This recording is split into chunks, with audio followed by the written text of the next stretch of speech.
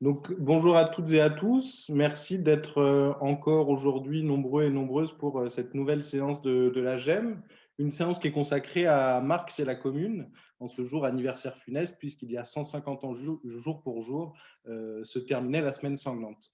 Je vais donc passer la parole à nos deux intervenants. Premièrement, Stathis Kouvelakis, pour revenir sur cet ouvrage que vous avez sûrement déjà vu en librairie.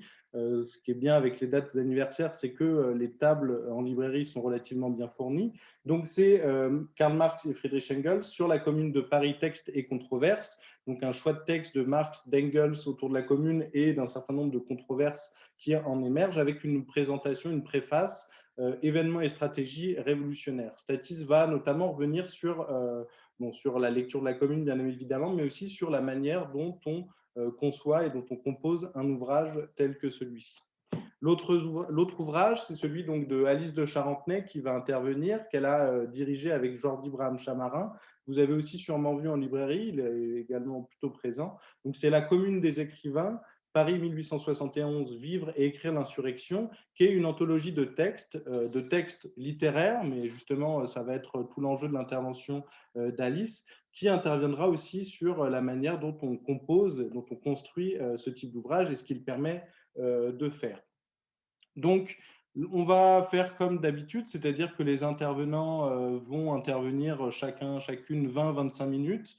Et ensuite, on ouvrira donc le tour de parole pour les interventions et les questions sous les deux formes, celles que vous préférez, soit à l'oral, et dans ce cas-là, il faudra lever la main. Je prendrai le tour des inscrits et des inscrites, soit à l'écrit dans le chat, et je les lirai aux intervenants pour qu'ils puissent y répondre. Donc, je donne tout de suite la parole à Stathis pour présenter cet ouvrage. Bon, merci Quentin. Bonjour à toutes et à tous. Merci beaucoup de cette invitation. C'est naturellement pour moi un très grand plaisir et un honneur d'intervenir dans ce cadre. Et justement, je vais vous dire un peu comment je compte m'y prendre en fait dans cette présentation. J'en parlais à l'instant avec Quentin et j'ai pensé faire quelque chose que je n'ai pas fait jusqu'à présent lors des diverses interventions, malheureusement pour leur quasi-totalité en visio sur ce livre. C'est-à-dire que je ne vais pas faire une sorte de discours un peu généraliste sur Marx, Engels et la Commune, hein, et un peu ce qui est, quelles sont les spécificités, en tout cas telles que je les perçois, de l'approche marxienne, ou bien quelles ont été leurs modalités d'implication dans l'événement lui-même, ou encore qu'est-ce qui s'en est suivi à la fois dans l'immédiat après Commune et sur la plus longue durée dans l'histoire du mouvement ouvrier. Mais euh, je vais centrer mon propos en fait sur ce que j'ai essayé de faire en faisant ce livre en réalité, pour une raison très évidente, c'est que je m'adresse, je pense, ici à un public virtuel, mais qui possède déjà un degré de familiarité par définition assez élevé avec les textes de Marx et d'Engels. Donc, je vais vous dire un peu quelles sont les questions que je me suis posées quand l'idée m'est venue. Et d'ailleurs, pourquoi est-ce que cette idée m'est venue? Parce que c'était pas simplement, si vous voulez, l'idée, ah oui, il y a le 150aire de la Commune. Bon. Alors, voici un peu comment les choses se sont passées et voici un peu le genre de problèmes ou de questions que j'ai essayé de poser et sur lesquelles j'ai essayé d'avancer en faisant ce recueil. Alors, la première chose, c'est que je suis engagé depuis en réalité un certain temps. Simplement, j'envisage de passer à une nouvelle étape d'un travail sur ce qu'on appelle, pour aller vite, la pensée politique de Marx et d'Engels, hein, à savoir pas simplement les textes, disons, directement politiques dans le sens courant du terme, mais aussi une approche qui met l'accent sur les questions politiques, sur le reste des textes de Marx et en particulier sur sa critique de l'économie politique. Chemin faisant, et je ne vous cache pas que la période de confinement m'a été profitable parce que je me suis lancé dans des lectures que j'avais remises à plus tard auparavant. Il m'est venu à l'esprit que l'année 2021 sera effectivement l'année du 150e de la commune, et il y avait donc là une occasion pour prendre les choses sous cet angle-là, et possiblement s'adresser à un public qui n'est pas simplement le public qui s'intéresse à ces questions, si vous voulez, théoriques plus pointues. Donc évidemment, la première question qu'on se pose quand on édite Marx et Engels, c'est la question du public. Évidemment, elle se pose quand on écrit ou quand on publie n'importe quoi. Pour qui écrit-on, hein? C'est une question que Sartre se posait au tout début de son essai célèbre « Qu'est-ce que la littérature ?» en mettant l'accent sur le fait que le choix de la langue qu'on fait, et bien sûr beaucoup d'autres choix, font qu'un écrivain construit d'une certaine façon son public.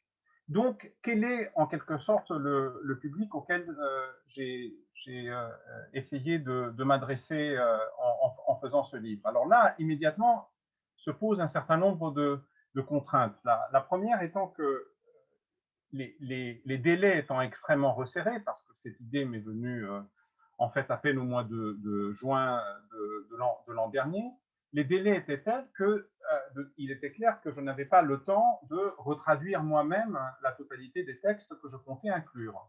Donc, il fallait s'appuyer, en tout cas en partie, sur des traductions existantes.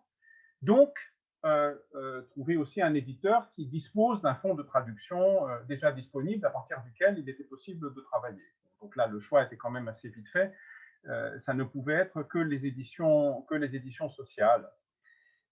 Par la suite, évidemment, la question c'est que veut dire éditer Marx et Engels, et à quel public s'adresse-t-on quand on fait ça en 2021, sous l'angle de la commune, hein. Là encore, c'est pas éditer ou rééditer Le Capital ou d'autres écrits de Marx et d'Engels. Disons, pour couper court, j'ai voulu à la fois éviter un créneau qui serait un créneau purement universitaire, mais aussi un créneau qui serait simplement un créneau, disons, de vulgarisation. Alors, le créneau universitaire m'aurait entraîné, disons, dans la voie qui était celle du recueil que les éditions sociales avaient publié en 1972, et qui est toujours d'ailleurs une édition de référence. Et d'ailleurs, dans ce cadre-là, c'est quelque chose qui aurait pu être envisagé sous l'angle GEM à proprement parler, c'est-à-dire vouloir être, disons, relativement exhaustif concernant un certain nombre de manuscrits de Marx et d'Engels. Je pense ici notamment aux manuscrits préparatoires, qui occupent une place importante dans le recueil de 1972, des manuscrits préparatoires à la guerre civile en France, auxquels il faudrait ajouter évidemment la guerre civile en France elle-même, un certain nombre la préface d'Engels de 1891. Bon, on se retrouvait à peu près dans les clous, disons, de l'édition de 1972. Alors, sauf que, bon, pour avoir un degré de familiarité avec ce texte, je sais très bien que si on fait ça, on s'adresse presque par définition à un public de spécialistes. Alors, c'est un luxe qu'on pouvait se permettre, et que les éditions sociales en particulier pouvaient se permettre en 1972, pour la plus simple raison que le reste des textes de Marx, notamment la guerre civile, mais aussi d'autres choses, était facilement accessible dans d'autres éditions, et que par ailleurs, et c'est ça à mon avis le problème principal, que la diffusion de la pensée de Marx et d'Engels et du marxisme en France en 1972, donc dans la foulée du centenaire de la Commune, n'avait strictement rien à voir avec la situation que nous connaissons aujourd'hui. La pensée de Marx et d'Engels était largement partagée par un public militant ou ayant un rapport avec la chose politique. Il y avait une culture politique qui était en grande partie focalisée sur la pensée de Marx, Engels, la tradition du marxisme, qui était portée par des organisations puissantes, certaines, en particulier le Parti communiste, disposait d'un appareil éditorial tout à fait conséquent, dont les éditions sociales faisaient bien évidemment partie. Donc, on était, si vous voulez, dans une situation où on pouvait se permettre de faire certaines choses qu'on ne peut pas faire aujourd'hui, et on pouvait aussi penser qu'un certain nombre de choses allaient de soi, hein. ne serait-ce que le fait que quand on veut aborder la Commune de Paris, eh bien, les textes de Marx, secondairement les textes d'Engels, constituaient une sorte de passage obligé. Or, il est clair que ce n'est pas du tout le cas aujourd'hui. Pourquoi faudrait-il s'intéresser, si on s'intéresse, à supposer qu'on s'intéresse à la Commune de Paris, chose qui ne va absolument pas de soi. J'ai eu l'occasion de le constater d'ailleurs au cours des présentations que j'ai faites du bouquin. Pourquoi faudrait-il passer par Marx plutôt que de passer par d'autres auteurs, des communards eux-mêmes, des livres d'histoire. Il y a des milliers d'ouvrages qui sont parus sur la Commune de Paris. Pourquoi des textes de Marx et d'Engels? Alors bien sûr, il y a quand même l'idée que Marx et Engels, d'une certaine façon, font partie de l'événement, même s'ils n'étaient pas eux-mêmes présents à Paris à ce moment-là, mais qu'ils y sont quand même liés de façon assez intime. Mais tout ça est quand même assez lointain. Hein. Donc, et il en va de même de plusieurs éléments qui sont présents dans les textes. Hein. J'étais frappé, si vous voulez, par le fait que, en relisant sous cet angle-là, si vous voulez, sous l'angle de comment faire un travail d'édition aujourd'hui, que ce soit le recueil des éditions sociales ou ceux d'autres éditeurs, je me suis rendu compte que souvent des éléments d'explication qui aujourd'hui paraissent tout à fait nécessaires ne le paraissaient pas à l'époque. Bon, par exemple, pour vous donner juste une illustration de ce propos, quand il est fait référence à des tendances du mouvement ouvrier de l'époque, français ou international, hein, la social-démocratie allemande, Jules Guesde, etc. Bon, il n'y a pas besoin d'explications particulières. On part du présupposé que le public de 1900, des années 70, si vous voulez, était au courant et n'avait pas besoin d'explications particulières, même concernant des figures historiques relativement lointaines dans le temps, comme par exemple Bebel ou Liebknecht ou d'autres figures majeures du mouvement ouvrier de l'époque. Eh bien, il n'en est plus du tout, à l'évidence, de même aujourd'hui. Bon, donc, il y a à l'évidence un travail de contextualisation qui devient tout à fait impératif si on veut proposer une approche qui fasse sens aujourd'hui pour ces textes-là. Et c'est ce qui m'a conduit assez rapidement à l'idée selon laquelle l'introduction que je devais faire ne devait pas être une introduction, si vous voulez, ordinaire en quelque sorte, qui présente simplement des textes en donnant quelques éléments rapides de contexte, mais quelque chose de plus substantiel. J'ai été d'autant plus encouragé à le faire que je me suis rendu compte assez rapidement qu'en réalité, il y a une autre différence majeure entre la situation actuelle et celle des années 70. C'est qu'un écart s'est creusé depuis entre, si vous voulez, le travail des historiens qui travaillent sur la commune et celui des gens qui continuent, ils sont évidemment beaucoup moins nombreux, d'ailleurs dans les deux cas, hein, sur les textes de Marx et d'Engels. Donc il y a d'un côté, si vous voulez, des historiens qui continuent à faire un travail d'historien. Certains d'entre eux ont une certaine connaissance des textes de Marx.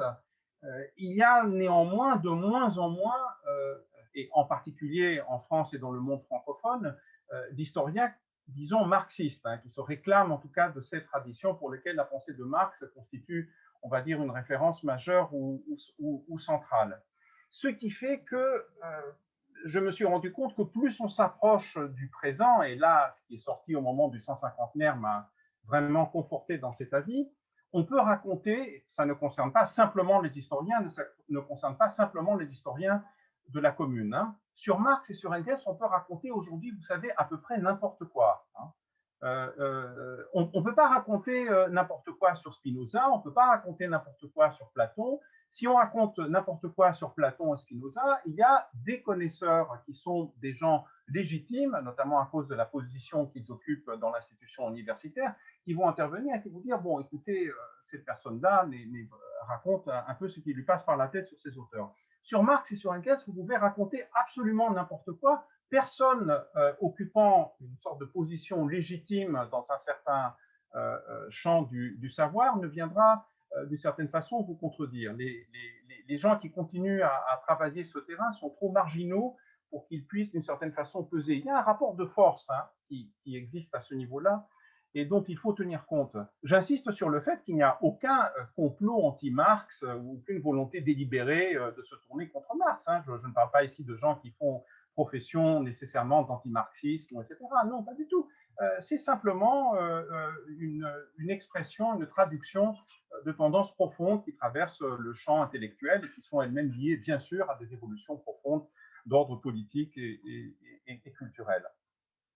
Donc, il y avait une nécessité de faire dialoguer ces textes de Marx et un certain travail qui a quand même été fait sur ces textes et qui continue en partie d'être fait, avec le travail des historiens. Et ça me semble, et là je viens maintenant, si vous voulez, du côté de gens qui travaillent sur Marx et sur Engels, des marxistes pour aller vite, hein, même si peut-être tous ne se réclameraient pas nécessairement du label. Là, il y a un problème parce que la séparation agit aussi de ce côté-là. Hein. Je vais vous prendre ici une illustration qui personnellement me parle beaucoup. Bon, un texte qui a beaucoup compté pour moi, parce que son auteur est quelqu'un qui a aussi beaucoup compté pour moi, c'est le texte que Daniel Ben Saïd a écrit en 2008 quand il a préfacé le recueil qui est toujours disponible aux éditions La Fabrique sur deux textes donc, de Marx et d'Engels avec ce très beau titre rimbaldien inventer l'inconnu. Donc, ce texte de Daniel est quelque chose que j'ai de toute façon en tête depuis maintenant 13 ans. Il n'a d'une certaine façon, il ne m'a pas quitté comme d'autres textes de Daniel. Mais on se rend compte en le lisant ou en le relisant que là, le travail, la prise en compte du travail des historiens et de ce que les historiens ont à nous dire de la commune, éventuellement même pour ceux qui se sont penchés sur le rôle de Marx, etc., n'a pas été prise en compte. Donc, on se trouve avec, d'un côté, des historiens de la commune pour lesquels, historiennes et historiens, pour lesquels Marx et Engels occupent une position tendanciellement de plus en plus marginale, et à propos desquels on raconte souvent des choses inexactes, voire même des énormités. Et d'un autre côté, disons des marxistes, pour aller vite, qui continuent, même quand il s'agit de marxistes critiques, absolument pas dogmatiques, absolument pas dans la tradition, dans une des quelconques traditions de l'orthodoxie stérilisante, mais qui continuent à produire des récits marxocentriques. Donc voilà aussi ce avec quoi il fallait rompre. Donc des éléments de contextualisation, une prise en compte du travail des historiens, une contextualisation des textes, mais aussi une discussion du travail qui a été fait sur le contexte historique lui-même. Tout ceci m'a conduit à un objet hybride qui est le recueil que Quentin vous a montré il y a un instant, qui est composé en fait de 4 éléments. Le premier, c'est mon essai introductif. Et cet essai introductif, si vous voulez, est un essai où j'essaye de faire dialoguer à la fois les thèmes théoriques que Marx et Engels développent dans leurs textes, en les remettant dans le contexte de l'époque, tel que le travail des historiens actuels nous permet de l'appréhender, en essayant de tenir compte d'une certaine littérature historienne que j'ai essayé d'appréhender sans être un spécialiste, mais de la façon la plus, enfin, en tout cas d'une façon suffisante, en tout cas pour pouvoir en avoir une certaine vision d'ensemble, et aussi en faisant un peu le point sur ce que l'objet commun veut dire aujourd'hui, hein, y compris dans un contexte dont je percevais bien que c'était un contexte de commémoration. Donc voilà pour l'essai introductif. Deuxième partie, c'est les textes de Marx et d'Engels. Et là aussi, si vous voulez, j'ai essayé un peu d'innover partiellement par rapport à des recueils déjà existants. Hein. C'est-à-dire il y a évidemment un noyau de textes qui est incompressible, la guerre civile en France. J'ai choisi des extraits des passages qui me semblaient les plus importants du point de vue de leur densité théorique des manuscrits préparatoires, en réalité simplement du premier manuscrit. Mais j'ai aussi inclus des textes qui viennent après la Commune, et pas simplement l'introduction d'Engels de 1891, mais des extraits à la fois de la correspondance de Marx pendant les événements eux-mêmes, mais aussi après, qui permettent de resituer déjà l'événement pendant qu'il se fait dans les débats du mouvement ouvrier de l'époque. Donc, j'ai choisi des textes de la correspondance de Marx et d'Engels. J'ai sélectionné et traduit moi-même la totalité de leurs interventions, enfin, ce qu'on en sait, à partir des matériaux dans la première internationale. J'ai fait un choix des documents de l'internationale de la conférence de Londres, donc celle qui suit la Commune, à septembre 1871, à quelques mois près, et aussi les textes qui jalonnent des interventions, souvent polémiques d'ailleurs, avec d'autres courants dans le mouvement ouvrier, bien sûr avec la querelle avec Bakounine et ce qu'on appellera après le courant libertaire, anarchiste, anti-autoritaire dans le mouvement ouvrier, mais aussi le blanquisme, ce qui n'est pas une mince affaire avec le texte d'Engels. Donc voilà, un ensemble de textes de Marx et d'Engels. Deuxième chose, ou plutôt troisième élément en fait qui est inclus dans le recueil, un choix de texte d'une certaine façon de la Commune elle-même. Il m'a toujours semblé problématique dans les recueils qui étaient faits de textes de Marx et d'Engels jusqu'à présent, et je pense qu'il n'y a pas une seule exception avant celui-ci, que jamais aucun document, aucune voix, si vous voulez, venant pas simplement d'acteurs individuels de la Commune, mais des textes ayant quand même un statut collectif. Donc un texte dont on peut dire qu'ils expriment quand même avec une certaine représentativité ou une certaine légitimité ce que la Commune, en tant qu'institution et en tant que mouvement, a essayé de faire. Donc j'ai fait un choix de textes d'un échantillon représentatif, pour l'essentiel des textes du journal officiel de la Commune, donc un texte des principaux décrets de la Commune, mais pas seulement, aussi des textes d'une autre nature, mais qui étaient inclus quand même dans le journal officiel. Et j'ai fait une section, une place particulière en y ajoutant des textes qui viennent d'autres sources pour les documents dont je pense avoir présenté la quasi-totalité, même si je n'ai pas fait moi-même ce travail d'archive, des textes de l'Union des femmes pour la défense de Paris et des soins aux blessés, son titre complet, qui est l'organisation qui a été créée à l'initiative d'Elisabeth Dmitriev, dont j'essaye aussi d'éclairer le rôle, vu que c'était une émissaire de l'international et quelqu'un qui a fait partie de l'entourage de Marx pendant les mois qui ont précédé sa venue à Paris, à Londres, et qui donc joue un rôle très important dans cette affaire. Et j'ai essayé aussi d'éclairer cette affaire un peu dans la durée, c'est-à-dire de voir aussi comment le débat sur la question des sections féminines s'est posé, en tout cas brièvement, mais de façon, à mon avis, assez marquante dans l'international après, parce que c'est aussi quelque chose de tout à fait majeur quand on regarde non seulement la Commune, mais aussi la manière dont cette question s'est posée pour le mouvement ouvrier dans le mouvement ouvrier dans la période qui suit la Commune.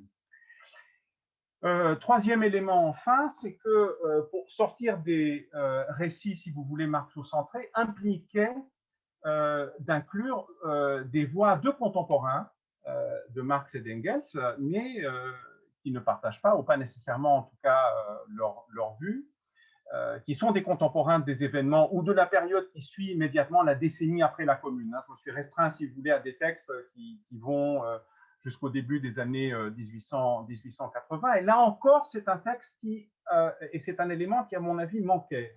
Et ça, c'est quelque chose qui me tient particulièrement à cœur. Je ne pense pas qu'on puisse comprendre Marx et le rôle de Marx dans le mouvement ouvrier et dans le mouvement révolutionnaire si on ne voit pas qui Marx avait en face, comme souvent comme compétiteur, comme rival, comme allié dans le mouvement ouvrier. Là, il y a des figures majeures quand même. Bon, il y a Proudhon pour la période qui précède, Lassalle, là aussi également pour la période qui précède, mais aussi pour la période qui suit, quand on sait le rôle immense de Lassalle pour la social-démocratie allemande et d'une façon générale pour le mouvement ouvrier jusqu'à la Première Guerre mondiale. Et pour ce qui concerne la Commune, on ne peut pas véritablement comprendre les interventions de Marx et d'Engels si on ne les situe pas par rapport à Bakounine, par rapport à Kropotkin, par rapport au discours de certains communards. Alors j'étais obligé, peut-être j'aurais voulu en inclure bien davantage, Je me suis limité à Gustave Lefrançais. J'aurais voulu inclure aussi Arthur Arnoux, mais je n'ai pas pu pour des raisons de place, et les blanquistes, le manifeste sur la commune révolutionnaire des blanquistes. Et enfin, un tout petit échantillon d'une vision internationale, mais qui m'a particulièrement intéressé, c'est le texte de William Morris et Belfort Bax, qui va me permettre d'ailleurs par la suite, je pense, dans la discussion, de faire un peu un pont avec des choses dont Alice va nous parler de façon plus développée dans son topo, étant donné que William Morris est à l'intersection de plusieurs choses. C'est à la fois un militant politique, comme on le sait, mais aussi un artiste, un écrivain, une figure majeure du socialisme britannique, et c'est quelqu'un qui, disons, d'un point de vue théorique et intellectuel, est à mi-chemin entre Marx et les libertaires. Donc, ça permet aussi de voir, de rebattre un peu les cartes, si vous voulez, de ce...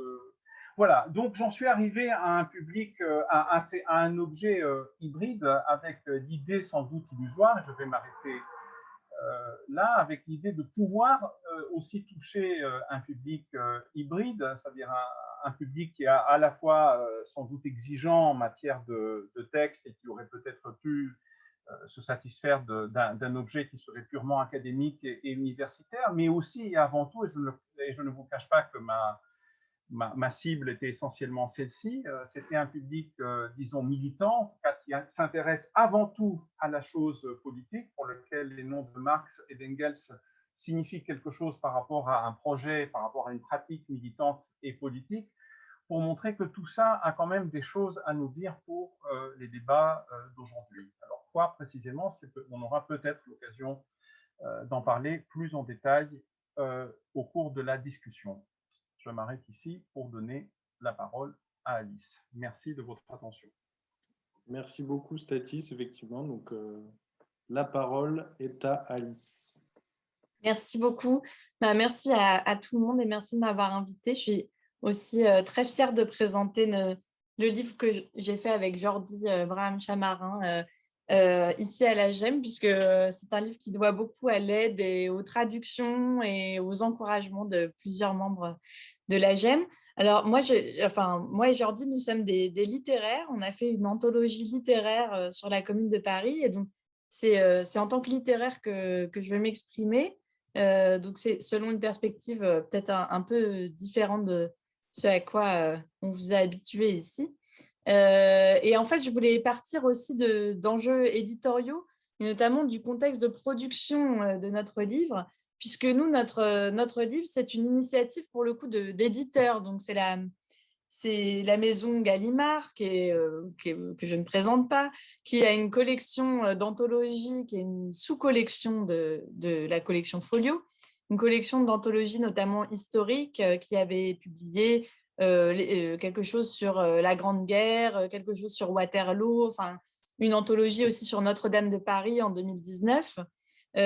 Donc, on voit que c'est une collection qui est déterminée par des enjeux commerciaux qui sont vraiment liés à l'actualité, aux anniversaires, aux commémorations, dont on sait qu'elles ont un poids déterminant dans les politiques éditoriales, comme dans les calendriers universitaires. Donc, on était vraiment tenu par ce type de commande-là, assez grand public, en fait. D'ailleurs, ça a été une initiative d'autres maisons d'édition. Aux éditions sociales, je ne sais pas si on a cité la petite compilation aussi Découvrir la commune, qui est très bien faite, mais qui est déterminée par un autre pour qui écrit-on, comme l'a rappelé tout à l'heure Stathis. Donc, nous, le contexte éditorial dans lequel on a été recruté, il impliquait de mêler un peu des grands tubes de la littérature de la commune et puis des raretés. Et alors, nous, on est arrivé dans ce projet avec des questions qu'on se posait en tant que chercheurs en littérature depuis longtemps, qui sont celles de la détermination de l'écriture par l'histoire et de l'histoire par l'écriture, en gros, pour le dire très vite. Et la commune, ça nous intéressait parce que ça nous semblait un cas emblématique où tous les écrits sont surdéterminés par le contexte, évidemment, ne serait-ce que matériellement, mais aussi où le contexte lui-même appelle de l'écrit toutes sortes d'écrits et pas seulement de l'écrit d'intervention politique, contrairement à ce qui a peut-être été beaucoup ressassé au moment du centenaire de 1971. Bon, on remarquait aussi qu'aujourd'hui, il y a une forme de revendication, justement parce qu'on en est au 150e et justement parce qu'on est dans un contexte politique différent, comme on l'a rappelé. Aujourd'hui, la revendication du consensus autour de la commune, c'est aussi une forme de dépolitisation, hein, plus peut-être que pour un autre objet historique.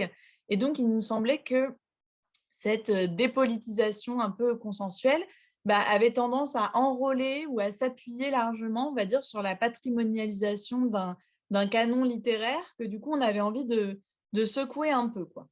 Alors, on est arrivé dans ce projet avec toutes ces interrogations-là et on va dire que quand on nous a demandé de produire une anthologie folio, La commune des écrivains, une anthologie possible, dont je pense qu'elle était partiellement l'anthologie en fait, qui était attendue, c'était une anthologie qui aurait réuni tous les grands écrivains, donc Hugo, Zola, Flaubert, George Sand, ce qu'ils ont dit sur la commune à l'époque, et puis après, éventuellement en adjoignant Brecht ou ce qu'on voulait de postérieur. Et puis du coup, Marx se serait imposé là-dedans comme à la fois incontournable parce que, vu son statut d'auteur, et puis un peu isolé au milieu de toute cette caste littéraire dont vous savez qu'elle est très largement anticommunarde.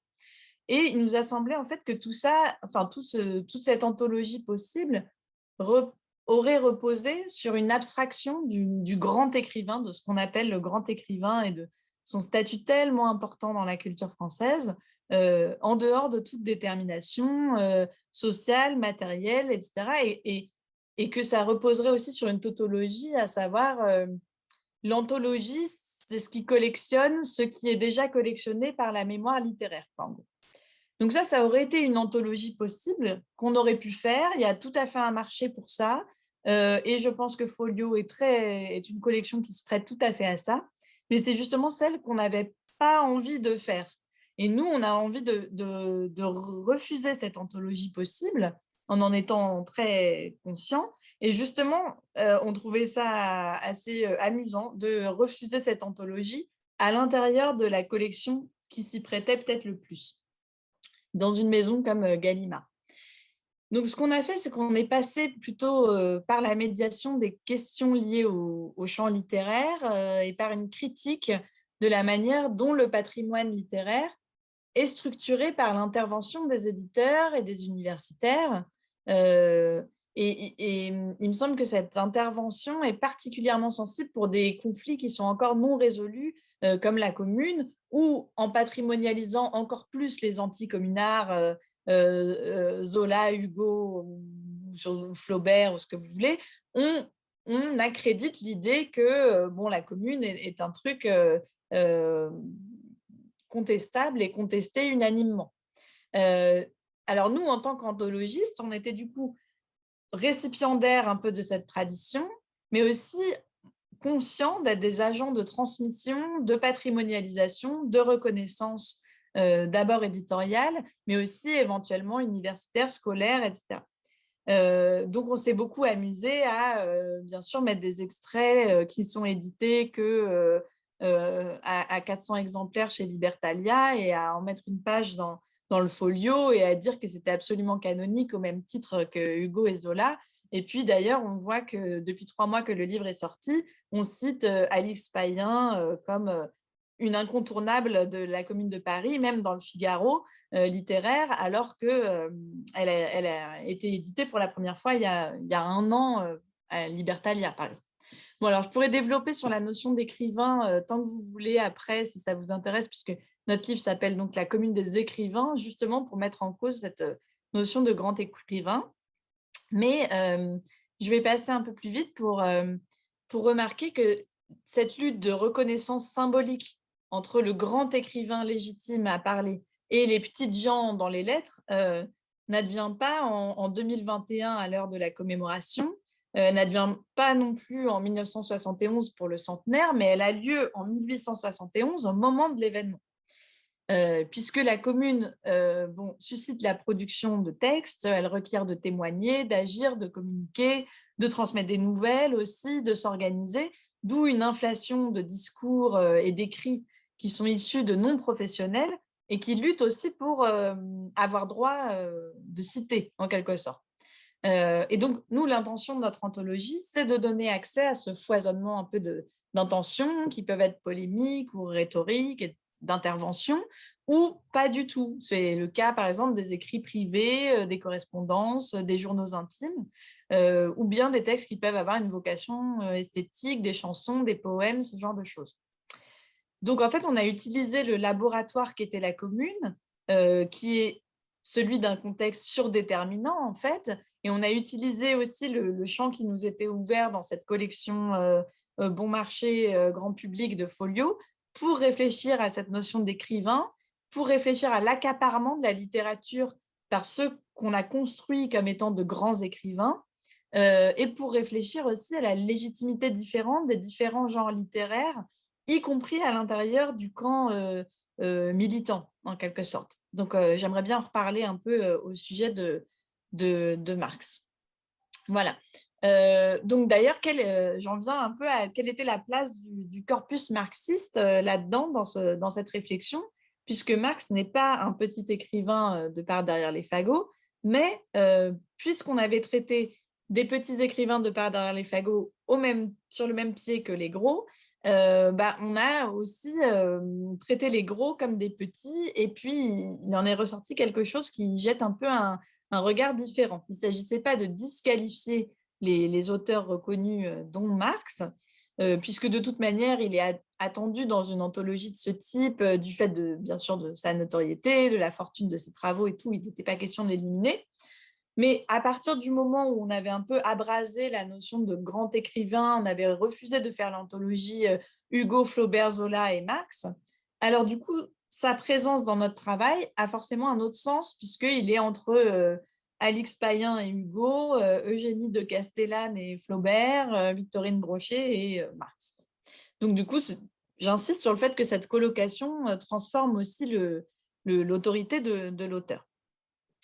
Alors, quel texte est-ce qu'on pouvait choisir eu égard à ce questionnement-là, c'est-à-dire le problème de la fabrication de la mission de l'écrivain par les circonstances historiques, et puis la dialectique entre la mission d'intervention confiée à l'écriture, les contraintes qui pèsent sur l'écriture, la lutte pour la légitimité de tel ou tel écrit, etc.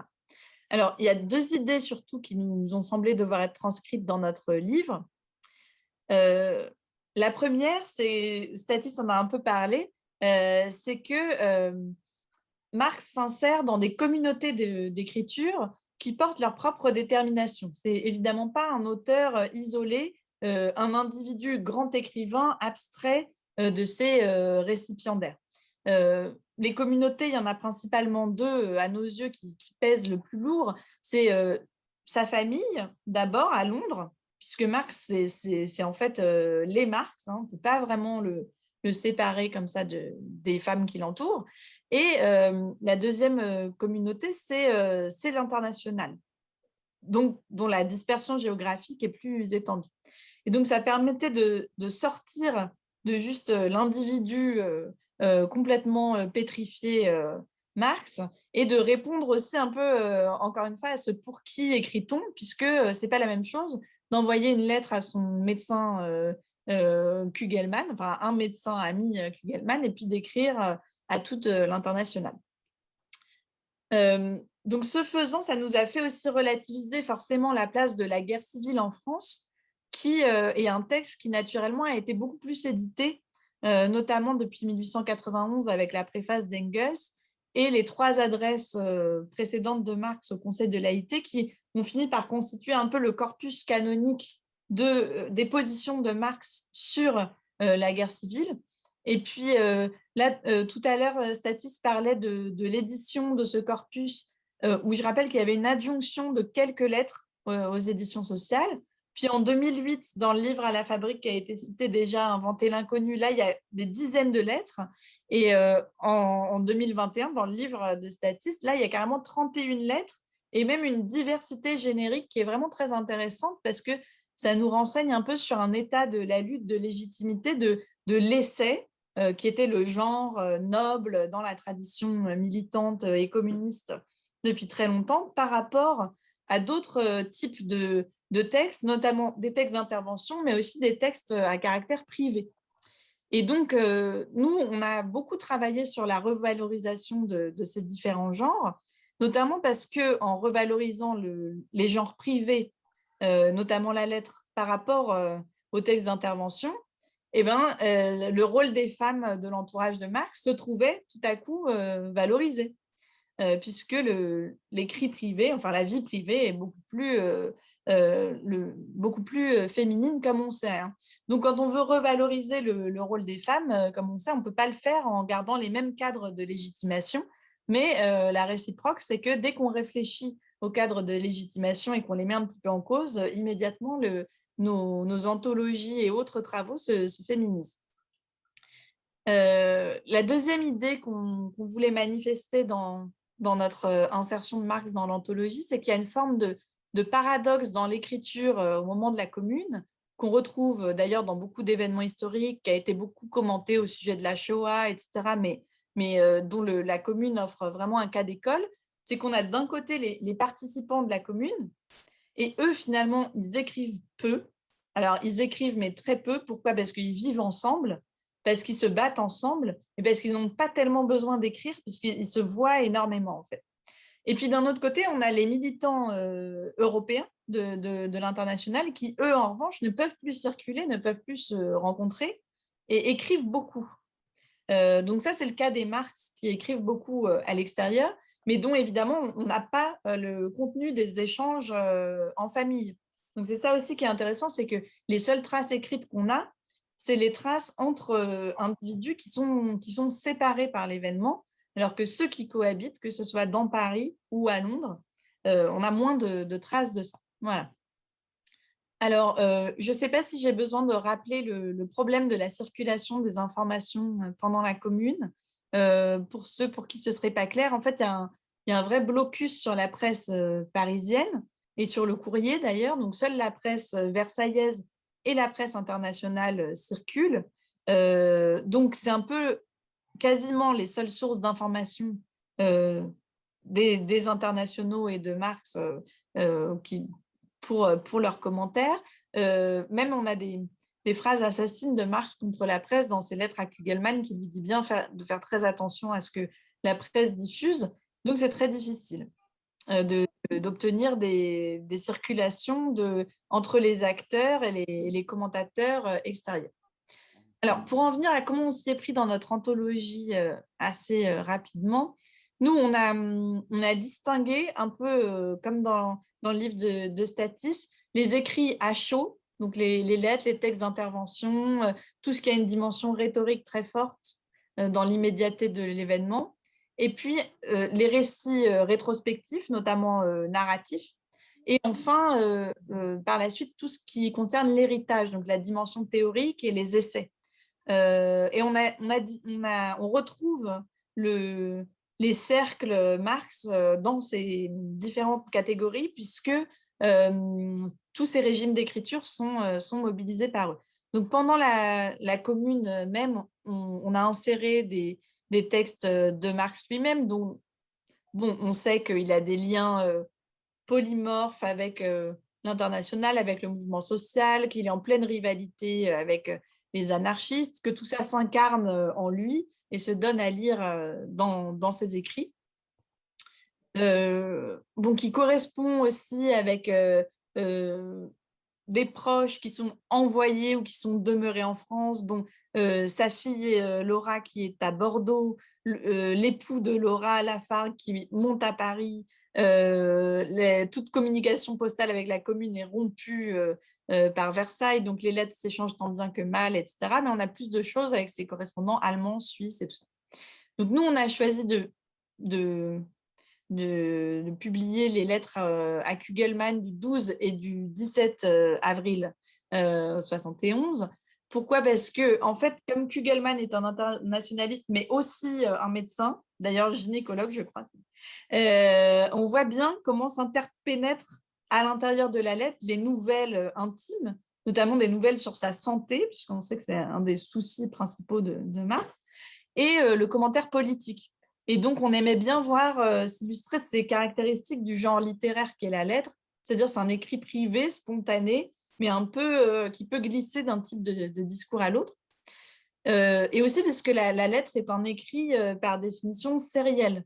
Donc, Marx et Kugelmann s'écrivent depuis des années, je crois que depuis 1862, mais je pense que vous savez ça beaucoup mieux que moi, et tout particulièrement depuis la guerre franco-prussienne, pendant laquelle les parlementaires socialistes allemands ont été emprisonnés. Donc, il y a un fil à suivre, il y a un vrai feuilleton narratif entre ces différentes lettres.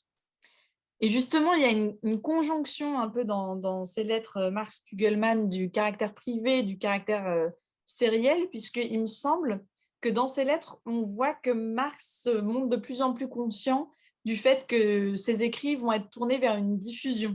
C'est-à-dire qu'il a conscience que les lettres étant rares, Kugelmann va les faire circuler, voire les reproduire, voire potentiellement les publier, voire servir de laboratoire à préparer la guerre civile. Donc, j'ai bien aimé, enfin, ça nous a semblé une manière de montrer un peu la richesse du genre de la lettre qui a été tellement écartée de la mémoire marxiste de l'événement. Voilà. Ensuite de ça, on a évidemment mis une lettre de Jenny Marx. Donc, vous savez que c'est la fille aînée de Marx. Je disais que Laura, autre fille, était déjà mariée à Paul Lafargue, qui était engagé dans la Commune. Jenny va épouser peu de temps après Charles Longuet, qui est un communard internationaliste qui se réfugie à Londres. La troisième fille, Éléonore, se fiance avec Lisa Garay, qui est aussi un communard réfugié à Londres. Eleanor va traduire Lisa Garay en anglais. Donc, en fait, la Commune n'est pas du tout un événement théorique ou uniquement politique, mais ça a vraiment transformé leur vie intime. Et donc, c'est pour ça que ça nous semblait indispensable de montrer la lettre comme étant un genre qui peut réunir ces différents régimes de parole, ces différents régimes de discours, à la fois intimes et politiques. Voilà. Alors, pour ce qui concerne l'autre, à part ce cercle privé familial, on a aussi reproduit des textes issus de l'autre grand cercle auquel appartient Marx, qui est celui de l'international, et qui se divise en fait entre ceux qui sont à Paris, donc Jean-Baptiste Clément, Eugène Pottier, Varlin, Frankel, etc. Ceux qui sont envoyés à Paris, comme Serraillier, Dmitriev, on en a parlé, et ceux qui n'y sont pas, sont donc purs spectateurs.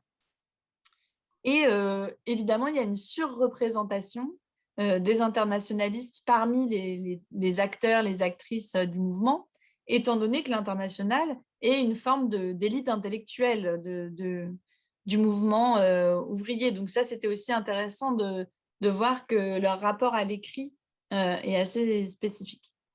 Alors, je vais juste dire quelques mots sur Elisabeth Dmitriev parce que ça a été toute une aventure de récupérer sa lettre, puisque nous reproduisons dans notre volume sa lettre du 24 avril 71, mais aussi, je ne sais pas si on voit, le manuscrit de la lettre de sa propre main. Et en fait, ce qui est intéressant, c'est que ce qui donne un indice du fait que les lettres et, je pense, les militantes n'étaient pas du tout valorisées dans les commémorations précédentes, c'est que cette lettre est très peu éditée. Elle est par extrait dans les 2 biographies qui existent de Dmitriev, et elle est dans le livre de Statis Kouvelakis en intégralité, et dans le nôtre, mais je crois que sa contribution a vraiment été négligée. Alors, vous savez que Dmitriev, comme le disait Statis, logeait dans la famille Marx avant d'être envoyée personnellement par Marx à Paris. Elle était également amie avec les filles Marx, d'où le fait qu'elle demande de leurs nouvelles, etc. dans la lettre, ce qui montre encore la lettre comme à l'intersection de l'intervention politique et puis de la vie intime, finalement. elle est vraiment intéressante parce que c'est une lettre qui est écrite en français, qui n'est la langue ni de la rédactrice, ni de son destinataire qui est d'ailleurs libellé sur l'enveloppe comme Hermann Jung, qui est juste un prête-nom pour en fait désigner Marx comme on s'en aperçoit quand on la lit. Donc, je dois beaucoup à Jean Quétier pour avoir accédé aux archives à Moscou Marx. Donc, je le remercie encore une fois ici. Pour aller un peu plus vite, je vais passer sur Lisa Garay, qui est aussi représentée, puisque c'est plus classiquement un grand styliste. Bon, ce qui est intéressant dans son récit, c'est la manière dont il a intégré a posteriori à son récit l'idée du rôle stratégique de la Banque de France, qui est tout à fait marxiste. Et puis ensuite, on a des textes dans la partie d'héritage, des textes rétrospectifs et des essais, où là, c'est assez intéressant parce qu'on change aussi de régime d'écriture pour passer du militantisme à chaud, qui est celui des lettres ou des articles de presse, à un militantisme au long cours qui, lui, s'inscrit dans des livres. Et donc, on change de genre, on change de régime éditorial, on change d'intention perlocutoire, comme on dit chez nous. Mais c'est très important pour nous de montrer qu'il n'y a pas les livres sans les lettres avant, et donc de revaloriser ce genre un peu mineur qui est la lettre par rapport au genre majeur de l'essai. Alors, pour la guerre civile en France, dont on a évidemment inséré un extrait, bon, je vais pas en parler énormément. On a choisi un extrait peut-être aussi parce qu'il était très satirique et qu'il montrait les qualités aussi de styliste de Marx, dont on ne voudrait pas forcer Marx dans l'interprétation littéraire en faisant de la guerre civile en France un texte de littérature, puisqu'il n'est ni composé comme ça, ni reçu comme ça à l'époque, donc ce serait un peu anachronique. Et puis, on n'a pas envie de tomber dans le truc de dire que tout ce qui est écrit finalement est de la littérature, mais il y a quand même un peu l'idée que c'est un essai qui clôt une trilogie, la trilogie du Second Empire en quelque sorte.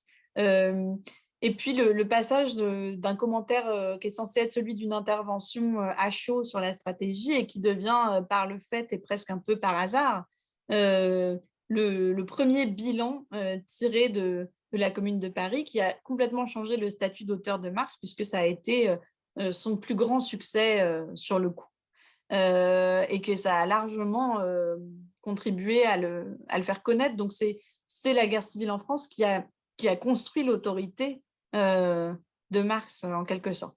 Bon, ensuite, on a copié aussi un texte de Rosa Luxembourg et de Lénine, dont c'est intéressant de voir qu'il s'est aussi beaucoup appuyé sur les lettres à Kugelmann. Alors, pour terminer, je vais conclure pour ne pas être trop longue. Mais bon, évidemment que le corpus marxiste était incontournable de toute anthologie sur la Commune, ça va de soi, mais il était promis à un destin un peu particulier dans notre anthologie du fait de la collection dans laquelle elle s'insère, du fait de aussi notre intention de contourner certains impératifs de la collection, puisqu'on voulait un peu restaurer un conflit en quelque sorte dans la République des lettres, en montrant que la lutte des classes, c'est aussi une lutte pour la légitimité de l'écrit, une lutte pour l'autorité et aussi une lutte pour la légitimité de certains genres d'écrits par rapport à d'autres. Et puis, la place de Marx, du coup, était un peu transformée par cette manière de voir les choses, puisqu'on l'a réinscrit dans des communautés écrivantes qui partagent des écrits publics, mais aussi des écrits privés, dans une historicité qui n'est pas individuelle, mais qui est celle de groupe, et qui n'est pas seulement non plus l'histoire de l'international et de la commune, mais aussi l'histoire des structures de légitimation et de patrimonialisation de l'écrit, dont je pense nos deux livres essayent de prendre en compte un peu les enjeux aujourd'hui. Voilà. Merci beaucoup, Alice. Alors, je vois qu'il y a des questions. Ah non, c'est des messages de Statis, quelques précisions. Je ne sais pas si tu veux les dire à l'oral. Sinon, ah oui, alors, Statis parlait de la lettre de Dmitriev qui est éditée depuis 1934 dans le recueil Lettres de communards et de militants de la Première Internationale à Marx, Engels et quelques autres, présentée par Jules Roger et publié par le bureau d'édition à Paris, qui faisait partie de l'appareil éditorial du PCF, mais était placé sous le contrôle direct du Comintern. Ce recueil est disponible en ligne et il nous donne sur le site de l'Université de Bourgogne avec le voilà. N'hésitez pas, pour celles et ceux qui veulent intervenir ou poser une question, soit à la poser directement, soit à l'écrire dans le chat. Ah oui, et Statis, tu faisais aussi une remarque sur Alix Payen, qui effectivement a été édité avant le travail de Michel Audin, mais dont je pense que le livre quand même de Michel Audin l'a fait un peu changer de statut parce qu'il y a une vraie recherche de... Ah, merci beaucoup. Mais j'ai pas... J'aurais dû... Ah oui, voilà, je l'ai aussi, moi. Oui. Pour les gens de ma génération... Moi, je parlais de celui-là qui est tout frais et qui reconstitue beaucoup plus la biographie d'Alix Payen, puisque c'est la totalité des lettres qu'on a, plus un récit reconstitué par Michel Audin des événements de sa vie. Donc peut-être pendant que les personnes s'inscrivent, qu'ils le veulent, moi j'ai une question pour l'un et pour l'autre. Premièrement, moi je trouve ça très intéressant là, vos deux présentations, et je trouve que ça pose aussi des questions à la GEM, justement, au projet de la GEM. Je trouve que c'est des questions qu'on n'a pas forcément eu trop l'occasion d'aborder, mais pour qui on écrit, pour qui on édite, je pense que c'est des questions qu'il faut qu'on se pose et qu'on devrait se poser davantage. Et d'ailleurs, ce sera peut-être l'objet des discussions qu'on pourra avoir à l'Assemblée générale, par exemple, parce que bien évidemment, il y a ce projet rattaché à la méga de tout traduire, mais en fait, ça suppose des questions de hiérarchisation parce qu'on ne peut pas tout faire en même temps. Et ça aussi, ça suppose de faire un travail intellectuel de ce qui est le plus intéressant en fonction des conjonctures à rééditer et de l'appareil aussi qu'on fait accompagner les différents ouvrages. Donc ça, je pense que c'est vraiment une discussion intéressante et je pense qu'on aura de nouveau sur des ouvrages très particuliers. Les questions que j'ai, c'est la première pour Statis. Donc, tu as commencé par dire ce que tu devais aux historiens, mais aussi la manière plus un peu critique que tu avais de recevoir et d'utiliser leurs travaux. Donc, est-ce que tu pourrais intervenir en quelques mots là-dessus, sur quels sont les historiens en question et qu'est-ce que tu leur reproches aussi, parce que justement, je trouve que ce qui est intéressant dans ta présentation notamment, c'est de t'appuyer sur leurs travaux, mais de montrer aussi toute la portée politique, théorique de Marx et des marxistes. Et pour Alice, une question très, très technique, mais tu disais que ça allait de soi, même pour les éditeurs et les éditrices chez Gallimard, de mettre des textes de Marx et d'Engels dans une anthologie littéraire de la Commune. A priori, moi, j'aurais eu tendance à penser que ça allait pas forcément de soi. Donc, comment tu comprends ça? Juste parce que c'est un grand auteur illustre, donc il faut y faire allégeance Oui. Indépendamment du texte en question, faut juste un texte de Marx. Oui, voilà, il faut un texte de Marx, parce que c'est vraiment incontournable, parce que en fait, il faut peut-être pas s'exagérer le caractère anti-marxiste du monde éditorial en général, surtout si on est dans une approche d'anthologie qui comme ça pétrifie un peu les auteurs et en montre un peu des statuts de cire. Ça convient vraiment à tout le monde. Je te dirais que là où on a eu un peu plus à batailler, c'est quand on a voulu mettre Lénine, et puis moi je voulais mettre Fidel Castro, et là au bout d'un moment ça faisait un peu trop, tu vois. Mais Marx lui-même, oui, non, il est attendu, bien sûr, bien sûr. Il a ce statut un peu ambivalent, quoi, de star et d'idole paillasson, quoi. Donc ça, c'est avec lequel je pense que vous devez beaucoup vous ferrailler.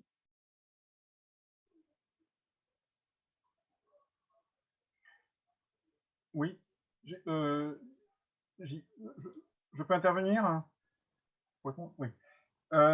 Alors, j'avais quelque chose à dire sur un point crucial, je dirais, qui a été soulevé par Alice, qui est la question du public, du privé et des lettres concernant Marx, mais aussi ses interlocuteurs d'ailleurs. Alors, avant, pour répondre à la question de Quentin. Bon, l'historiographie française est, sur la commune, en réalité, tourne autour d'un seul historien, si on veut être sérieux. C'est Jacques Rougerie. C'est ça, après le vrai travail. Hein. Il y a un avant et il y a un après Rougerie. Bon. Sauf que Rougerie, et ça c'est tout à fait stupéfiant, enfin, et a évolué au cours de son travail, d'une façon complexe d'ailleurs. Hein. J'en parlais avec Laure Godineau, qui est venu faire un topo très intéressant avec Michel Audin, ici dans une librairie de mon quartier, mon quartier étant juste à côté du Firminy-Montant. Donc il y a des choses sur la commune, Dieu merci. Le Rougerie de 1964, qui édite le procès des communards, et qui donc fait ce travail capital en fait, hein, avec y compris des données quantitatives, il utilise pour la première fois les données du rapport à faire qui permettent d'avoir une vision beaucoup plus précise des catégories sociales, en tout cas sur la base de l'échantillon des 30 et quelques mille personnes qui ont été arrêtées par les Versaillais, pour laquelle on dispose de données assez précises. Bon, ce travail a été édité dans la collection archives publiée par Julliard à l'époque. Et donc, il y a ce premier travail dont on retient d'ailleurs l'une des phrases de... Enfin, il y a deux positions de Rougerie qui s'expriment à l'époque. Le premier, c'est l'idée que le communard est beaucoup plus un descendant du sans-culotte, du sans-culottisme, à la fois par sa composition sociale, hein, c'est la vision qui se fait du travail, disons, ouvrier ou du Paris laborieux, on va dire, du Paris travailleur de l'époque, comme étant dans le même monde, en quelque sorte, que celui de la sans-culotterie de la Révolution française. Et plus globalement sur la commune, c'est là où Rougerie lance sa phrase qui a été reprise depuis je ne sais plus combien de milliers de fois, comme si c'était d'une bouleversante nouveauté. La commune, c'est le crépuscule des révolutions du 19e siècle et non pas l'aurore des révolutions du 20e.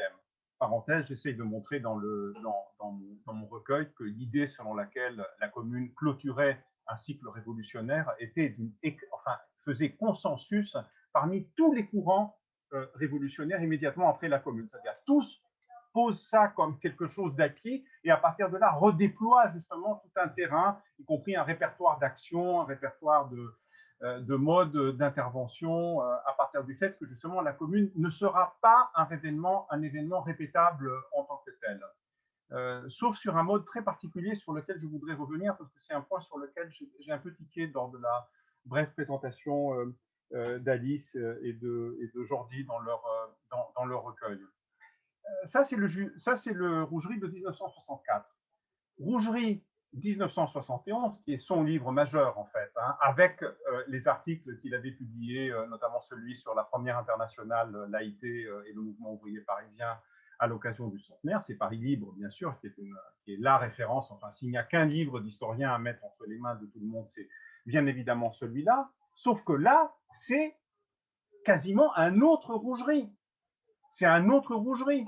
Ce livre est saturé, premièrement, si on examine les matériaux que Rougerie met en avant, il est saturé d'extraits, de tracts communards, de paroles de communards, de discussions dans les clubs. C'est la voix de la commune qu'on entend là. Et là, Rougerie revient d'ailleurs sur ses positions parce qu'il est d'une très grande honnêteté et intégrité intellectuelle, et il dit, j'ai sans doute exagéré le lien avec la sans-culotterie parisienne. En réalité, le monde de l'atelier et de la production à Paris a quand même pas mal évolué depuis la Révolution. Et il va accentuer d'ailleurs ce constat dans les textes qu'il a écrits après, notamment au vu des travaux de Jeanne Gaillard, des travaux pionniers sur la ville de Paris, qui était quelqu'un dont il était assez proche. Jeanne Gaillard, dont on connaît surtout le livre sur les communes de province, mais qui a fait un travail absolument extraordinaire sur le Paris du 19e siècle, du point de vue de la sociologie urbaine et de la sociologie de l'espace. Et là, donc, c'est le Rougerie qui donne la voix aux communards, c'est la voix de la commune d'en bas, hein, c'est la vision de l'histoire par en bas là, qui devient dominante. Et il revient sur sa formulation de 1964 et il dit crépuscule des révolutions du 19e siècle, sans doute, aurore d'une révolution nouvelle, des révolutions à venir, peut-être. Qu'est-ce qui s'est passé entre-temps, entre 1964 et 1971? Bon, évidemment, 68. Évidemment, 68. C'est évidemment 68 qui, en particulier dans le contexte français, dans le contexte de l'historiographie anglophone, c'est différent, hein, parce que là, le mouvement préexistait, hein, de l'histoire par en bas, etc., pour des raisons qui sont politiques. Mais c'est 68 qui va changer massivement parmi la discipline des historiens l'approche de ces événements. Et Laure Godinot me disait, c'est exactement, on s'est retrouvé là-dessus parce qu'elle m'a dit, c'est exactement en relisant Rougerie, c'est exactement l'impression que j'ai eue. Alors, Rougerie est quelqu'un qui connaît bien Marx, hein, parenthèse, et son rapport à Marx va connaître aussi des hauts et des bas, si on veut, hein. Il y a des textes, mais en tout cas, le Rougerie de 1971 nous dit, moi, les textes que je considère comme reflétant le mieux l'esprit de la commune, c'est ceux de Marx, hein, c'est ceux de la guerre civile en France. Et là encore, il y a tout un travail, si vous voulez, la réappropriation de Rougerie par les historiens qui sont venus après, a été faite à la lumière de travaux ultérieurs dans lesquels, là encore, il y a un mouvement assez complexe en fait, d'aller-retour, hein, de Rougerie. Rougerie revient en fait à des intuitions marxiennes, plutôt celles du jeune Marx dans ses derniers textes, dans ses textes les plus récents, où il se focalise surtout sur la question de la démocratie. Hein, et là encore, il reprend, si on veut, les textes d'inspiration du jeune Marx, de la démocratie radicale et de ce type de formulation. Mais Rougerie a un rapport intime à Marx, et il a d'ailleurs un rapport intime avec, bien entendu, c'est l'un des meilleurs connaisseurs les plus profonds de l'histoire du mouvement ouvrier du 19e siècle. Bon. Si vous comparez Rougerie avec Quentin Deluermoz, bon, vous comprendrez qu'on a changé d'univers. On a changé d'univers. Là, on fait partie, je suis désolé de le dire, hein, mais on fait partie de gens qui traitent Marx par-dessus la jambe. C'est clair. Qui traitent Marx en n'ayant tout simplement pas véritablement lu, en tout cas pas avec l'attention qui est nécessaire les textes. D'ailleurs, il en est de même, aussi surprenant que cela puisse paraître, des textes de la commune elle-même. Hein. Il trouve le moyen de citer de travers la fameuse formulation de la déclaration au peuple français, qui est le document central, politique central de la commune du 19 avril, universaliser la propriété, le pouvoir et la propriété. Deluermoz formule ça entre qu'est-ce qu'il dit? Il dit pas universaliser, il dit répandre le travail et la propriété. Je ne sais pas si vous voyez la différence entre répandre la propriété et universaliser le travail de la propriété. Il invente d'ailleurs le fait que la formule universalisation du travail et de la propriété est totalement contraire au but de Marx, alors que Marx, dans la guerre civile en France, dit que la commune nous a montré un moyen dans lequel justement on peut réhabiliter la propriété individuelle. Bon, enfin, donc on peut raconter, bon, et puis c'est une commune qui est évidemment complètement déconnectée de l'histoire du mouvement ouvrier. Alors on apprend plein de choses, hein, il y a plein de choses intéressantes, hein, dans le travail de Quentin Deluermoz.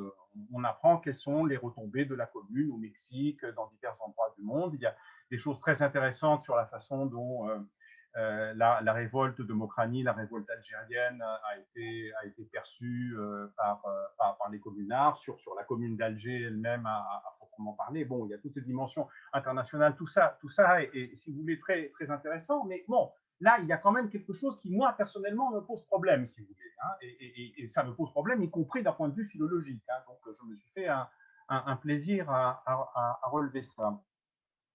Alors, je voudrais quelques minutes encore pour intervenir sur le point capital d'Alice. Il n'y a pas le fait que les lettres de Marx étaient d'emblée conçues comme des documents publics, c'est une évidence. Il y a une affaire tout à fait centrale, d'ailleurs, que je mets en lumière dans ce recueil, c'est la fameuse lettre que Marx envoie pendant la guerre, vers le début de la guerre franco-prussienne. C'est une lettre a priori au début entre guillemets privée. Enfin, il l'envoie en réalité à la direction du parti d'Eisenach, du parti de Liebknecht et de Bebel. Donc, il analyse un peu, il propose son analyse de la guerre franco-prussienne, et il conclut cette lettre en disant cette lettre va se conclure certainement, cette guerre va se conclure certainement par la défaite de la France, l'effondrement de l'Empire, et donc par le déplacement du centre de gravité du mouvement ouvrier de la France vers l'Allemagne, et donc notre théorie pourra avoir la prééminence sur celle de Proudhon, ce qui nous montre d'ailleurs quelle était la perception que Marx avait des rapports de force à l'intérieur du mouvement ouvrier. Que font les destinataires de cette lettre? Eh bien, ils la publient intégralement, avec y compris le dernier paragraphe. Or, c'est quelque chose qui est évidemment été dit sur le mode de la correspondance privée, et là, ça sort publiquement. Ça provoque bien évidemment un tollé, parce que c'est une sorte, j'appelle ça une sorte de réal politique de la théorie dans mon introduction. Ce n'est pas des choses qu'on peut dire comme ça publiquement. Furieux, Marx écrit à Engels, ces ânes d'Eisenach ont inclus ce paragraphe. Donc vous voyez, c'est une anecdote qui a quand même une lourde, ces ânes. Donc il n'y avait pas véritablement c'est des militants, c'est ça qu'il faut comprendre. C'est pas des observateurs, c'est pas des commentateurs, c'est pas etc. C'est des militants. Quand un militant a écrit à un autre militant, ce n'est ni public ni privé. Et l'entreprise, la famille Marx a toujours fait partie intégrante de l'entreprise militante et politique Marx. D'ailleurs, au début, le parti Marx faisait référence à la famille. C'était vraiment perçu comme une PME familiale, l'histoire du marxisme. C'est quelque chose qui est assez connu. Tout le monde, d'ailleurs, a été mis par contribution, les filles, l'épouse, les gendres. Tout le monde a été, ou on a essayé en tout cas de mettre ça à contribution. Donc, ce n'est ni public, ni privé. Mais ça permet. Oui, pardon. Non. Alice, vas-y. Non, mais ce que je veux dire, c'est que ce n'est pas seulement le fait qu'il soit militant, ça, je pense que c'est le statut de la lettre au 19e, parce que si tu prends par exemple, je pense à l'exemple des lettres que Hugo a écrites depuis son exil à Jersey pendant 19 ans, à chaque fois que Victor Hugo envoie une lettre à quelqu'un, il sait très bien que cette lettre va être diffusée, lue, éventuellement imprimée dans un journal et tout. Donc, plus l'auteur est notoire, plus la lettre, c'est pas du tout, la lettre n'a pas du tout le statut qu'on lui connaît au XXe siècle. C'est un peu comme tu dis, je dirais, c'est presque plus proche de l'email aujourd'hui, tu vois, où on peut le diffuser, le reproduire très largement, mais elle garde quand même des marques d'énonciation privée parce que, alors effectivement, le cas que tu cites du truc qu'il fallait surtout pas reproduire et de la maladresse, c'est typique de l'erreur d'appréciation public-privé. Mais quand Marx commence un peu toutes ses lettres en disant qu'il a mal au foie, ou quand Jenny écrit que son père a ses ulcères qu'il démange, si tu veux, ça c'est typique de l'information dont le statut n'est pas discutable. Donc même si ça a vocation à être lu bien au-delà du correspondant, et ça c'est vraiment ce qu'il y a de riche et d'intéressant dans le statut de la lettre, c'est que on sait que le correspondant n'est pas le seul destinataire, mais on ne sait pas où s'arrête la limite du public. Donc, il y a un flou sur le pour qui écrit-on, voilà, qui est super riche à lire aujourd'hui. Mais je dis que c'est vrai que c'est propre aux militants, mais c'est aussi vraiment le fait du siècle et du capital social accumulé par l'expéditeur.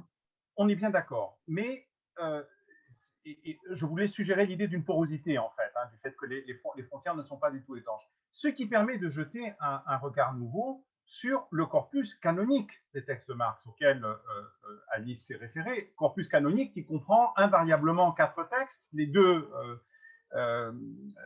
textes, les 2 adresses de l'AIT, et la guerre civile en France, qui est aussi une adresse de l'AIT, d'ailleurs. plus la préface d'Engels de 1891. Ça, c'est en gros le corpus vraiment ultra canonique auquel on a joint parfois certaines lettres de Marx relativement sélectivement. Hein. Des lettres à Domela Mio-Benoît, par exemple, n'ont pas été incluses. Et alors, on n'inclut pas, sauf ce livre de 1934 dont les matériaux n'ont jamais été repris depuis, je me demande bien pourquoi, jusqu'à ce que moi-même ou Alice en reprenions quelques éléments, les lettres qu'on adresse à Marx. Hein. Bon, c'est repris dans la nouvelle Méga, je sais que les lettres sont bien comprises, mais enfin dans des éditions grand public, hein, c'est toujours cette vue monologique et très marxocentrée, mais là, au mauvais sens du terme, alors qu'au contraire, ce qui est extrêmement valorisant, y compris si on se place simplement d'un point de vue instrumental militant, c'est de montrer sur quel ton précisément les interlocuteurs de Marx, surtout quand c'est des interlocuteurs comme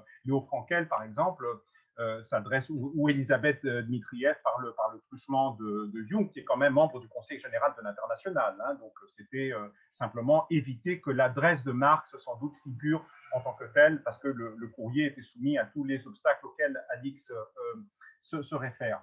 Mais les textes de Marx sont des textes collectifs. Si on regarde d'ailleurs, c'est souvent reproduit dans plusieurs éditions d'ailleurs, hein, la couverture de ces adresses de l'International, c'est pas Karl Marx, la guerre civile en France, c'est Association internationale des travailleurs, adresse à tous les membres, et c'est d'ailleurs en tant que tel.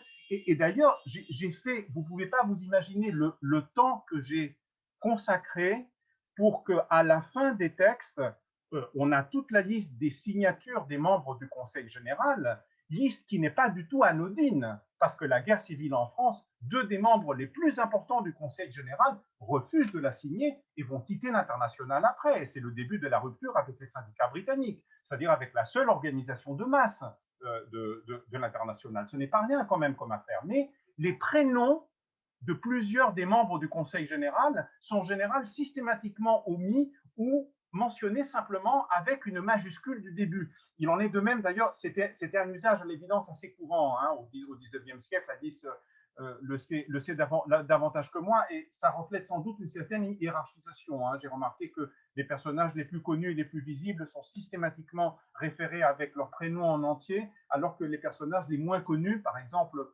plusieurs signatures féminines hein, dans les documents de l'Union des femmes apparaissent simplement avec le nom et pas avec le prénom, et pour l'une des membres de l'instance dirigeante, on va dire, je n'ai pas pu retrouver le prénom. Et donc, j'ai passé énormément de temps à restituer les prénoms. Hein. Bon.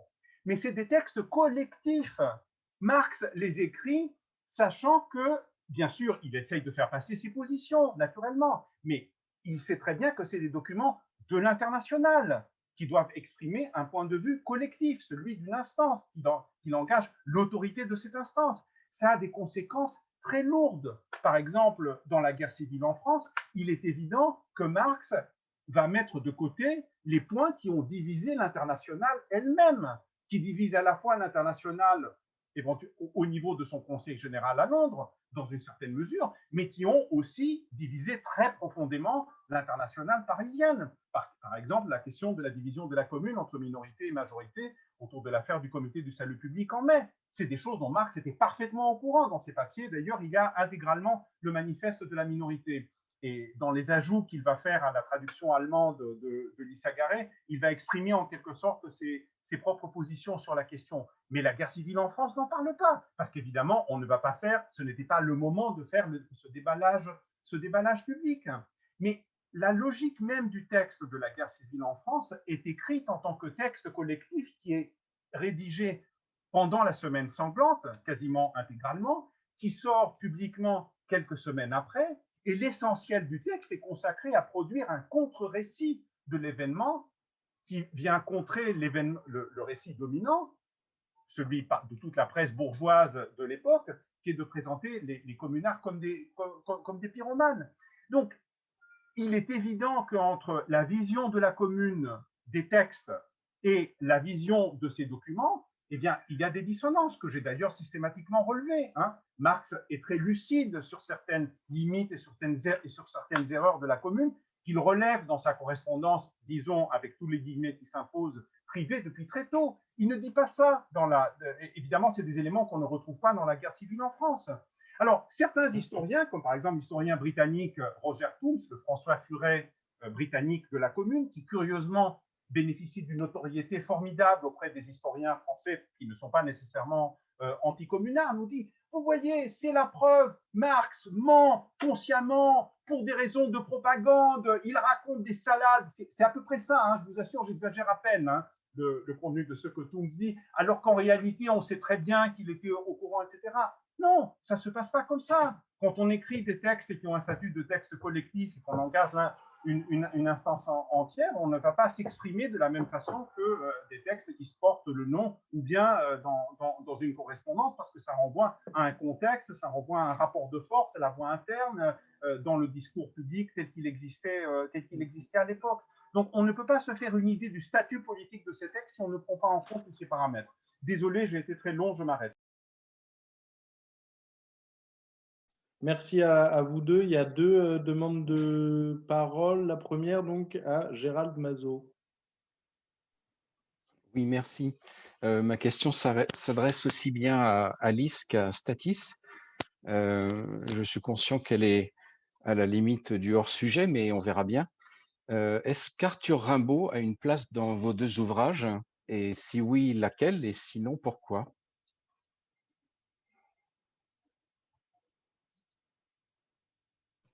Alice, peut-être, si tu peux. Ouais. Oui, nous, Rimbaud a une place dans notre ouvrage, absolument. On a copié Les Mains de Jeanne-Marie et Le Chant de guerre parisien, qui sont un peu les tubes. On n'a pas copié les lettres du voyant, qui étaient plus éloignées directement de la question politique, même si je pense qu'il faut absolument relire les lettres du voyant dans le contexte politique de la Commune, où notamment on cite beaucoup la phrase « je » est un autre, mais on ne cite pas tellement le fait que c'est quand même le moment où Rimbaud dit « je veux être un travailleur de la littérature, mais en ce moment, je suis un travailleur en grève, puisque c'est l'insurrection à Paris, etc. » Donc oui, on a inséré Rimbaud, et aussi parce que c'est en tant que poète lié à la Commune de Paris qu'il a été réapproprié par certains poètes communistes par la suite, un peu Maïakovsky, mais énormément Arago, qui a beaucoup fantasmé Rimbaud communard pour être un peu son successeur, pour que l'Union soviétique lui soit ce que la Commune de Paris était à Rimbaud, etc. Donc oui, on l'a inséré, bien sûr. Alors, je vais peut-être surprendre, ou peut-être pas, je n'en sais rien, mais Rimbaud est peut-être la clé secrète de ce que j'essaye de faire. Je vais m'expliquer. En fait, le travail de cette introduction que j'ai fait est disons, son point de départ était un texte que j'ai publié en 2015 aux éditions La Dispute, dans un ouvrage collectif qui s'intitule Marx politique. Donc, mon chapitre dans cet ouvrage collectif s'intitulait La forme politique de l'émancipation. Et en référence d'ailleurs, évidemment, c'est l'une des idées que Daniel m'avait donnée, de remettre le nez dans Rimbaud. J'avais cité cette phrase assez connue de la lettre de Rimbaud à Paul Demény du 15 mai 1871. Les inventions d'inconnus réclament des formes nouvelles. Alors ça, pour moi, c'est la clé pour comprendre de la Commune, et d'ailleurs pour comprendre, d'une certaine façon, la crise d'un certain nombre de catégories, qui, à mon avis, sont à la fois des catégories de la pensée politique, mais aussi des catégories du récit, si on veut, des catégories narratives à proprement parler, que la Commune impulse. Avec la Commune, on est en face de quelque chose d'inconnu, d'inédit. Et ça, c'est une idée centrale pour comprendre les textes de Marx, c'est-à-dire ce sur quoi Marx va mettre l'accent, y compris dans la guerre civile, c'est que la Commune n'est pas une simple continuité ou une réédition des révolutions françaises ou parisiennes précédentes, malgré des apparences qui peuvent être trompeuses. Et Marx dit justement, attention, les apparences peuvent être trompeuses. Le mot lui-même commune a pu être utilisé par le passé. Une partie du discours communard fait des références a un passé historique glorieux, etc. Mais attention, et notamment au mot d'ordre de 48, la République démocratique et sociale, mais la commune, c'est quelque chose de nouveau. Même si ces fils existent, et il en est tout à fait conscient, ça l'entraîne d'ailleurs à réviser en partie sa vision de la Révolution française, en tout cas du mouvement jacobin, mais dit, dans la commune, il y a quelque chose de nouveau. Et ce qu'il y a de nouveau dans la commune, c'est précisément la commune, hein, une forme politique inédite, qui en 1848 n'existait pas. Et il essaye de disséquer cette forme et de montrer justement les éléments d'originalité. Et ça, c'est une idée qui parcourt les communards les plus lucides depuis des figures dirigeantes. C'est quelque chose qu'on retrouve de façon très forte dans le livre de Le Français, mais plus encore dans les formulations d'Arthur Arnoux. Arthur Arnoux est un personnage absolument remarquable. Il a écrit un livre que Bernard Noël, le regretté immense poète récemment décédé, avait eu l'heureuse idée de rééditer au tout début des années 80, parce que son titre devrait quand même attirer l'attention, l'État et la Révolution. Mais enfin, dans un autre de ses écrits, Arthur Arnoux dit la commune n'est pas une révolution, n'est pas la continuité des révolutions passées. C'est quelque chose, c'est une révolution nouvelle. C'est une révolution. Avec la commune, on est entré dans l'inconnu. Ce mot inconnu revient sans arrêt. Il revient aussi dans un texte que je cite d'ailleurs dans ma préface de Victorine Brochet, qui est paru en 1910. Victorine Brochet était ambulancière sous la commune. C'était ni Arthur Arnoux, ni Marx, ni Gustave le Français. C'était une simple ambulancière. Elle fait partie justement de cette histoire, de cette vision de la commune d'en bas. Et elle a écrit son témoignage, 4 décennies après l'événement. Il est paru pour la première fois, je crois, en 1911, réédité une fois de plus par Maspero. Oui, Alice? On ne t'entend pas, Alice. Non, mais oui, c'est 1909, mais c'est... Oui, 1909. Pardon, 1909. En réalité, 1911, on la voit apparaître dans le petit film. Elle a été filmée avec d'autres anciens communards dans le film d'Armand Guérat, en fait. C'est pour ça que j'avais la date de 1911 en tête. Donc, Victorine Brochet dit, dans les révolutions, il n'y a pas de lendemain, il n'y a que de l'inconnu. Donc, cette attention à l'inconnu est pour moi justement au fait que des formes nouvelles s'inventent à chaud, dans l'action. C'est la grande thèse de Marx. Ce qui compte dans la commune, c'est son existence, justement, c'est son action. La commune, ce n'est pas une doctrine préexistante qui est mise en musique, en quelque sorte, et qui est appliquée. Il s'élève avec force contre l'idée qu'il faut chercher dans la commune la confirmation d'une sorte de schéma préexistant. Non, il y a quelque chose de nouveau qui apparaît, qu'il faut saisir, disséquer, cerner de près, tirer justement de cet élément de nouveauté. Quels sont les éléments qui sont universalisables, quels sont les éléments qui ne le sont, qui ne le sont pas, mais qu'est-ce qui le différencie justement de tout ce qu'on a su jusqu'à présent? Parce que c'est une expérience inédite, et bien entendu, c'est la première fois que ces nouvelles forces sociales parviennent à contrôler, parviennent à prendre le pouvoir, ne serait-ce qu'à l'échelle d'une ville, d'une cité, mais pas n'importe laquelle, bien entendu, pendant 72 jours, même si ce n'est que pour 72 jours. Donc oui, cette attention à l'inédit, au fait que ça met en crise justement les catégories et les représentations antérieures est pour moi une idée tout à fait centrale. Et là, je vois Marx, Arnoux, Le Français, Victorine Brochet et Rimbaud dans une très belle communion secrète, mais nullement accidentelle. Est-ce que je peux, Quentin, faire un tout petit commentaire? Oui, allez-y. Merci. Juste pour noter qu'on a les reproductions des inscriptions de Marx au British Museum, à la bibliothèque, et également de l'inscription d'Arthur Rimbaud. Par ailleurs, alors je n'ai plus trop en tête l'intitulé, je crois que c'est un comité social qui existait à Londres et dans lequel Marx et Rimbaud auraient pu potentiellement se voir. Enfin, il y a presque il y a quelque chose à chercher là-dedans. Je crois il y aurait eu possibilité, enfin en tout cas potentiellement, il aurait été possible que Marx et Rimbaud se rencontrent un jour. Donc, il y a quelque chose d'assez merveilleux à imaginer là, mais évidemment, c'est à creuser. Pour l'instant, c'est de l'ordre du fantasme, mais sur conditions réelles, on va dire. Voilà, quelque chose comme ça. Voilà, c'était juste ce petit commentaire là. Merci beaucoup. Je vais juste laisser la parole à Jean Quétier et vous reviendrez, si vous le voulez, sur cette intervention également après Alice et Statis. Jean, c'est à toi. Oui, merci. Oui, je ne suis pas Marina Simonin, hein, j'ai juste le compte Zoom des éditions sociales, comme vous pouvez vous en douter.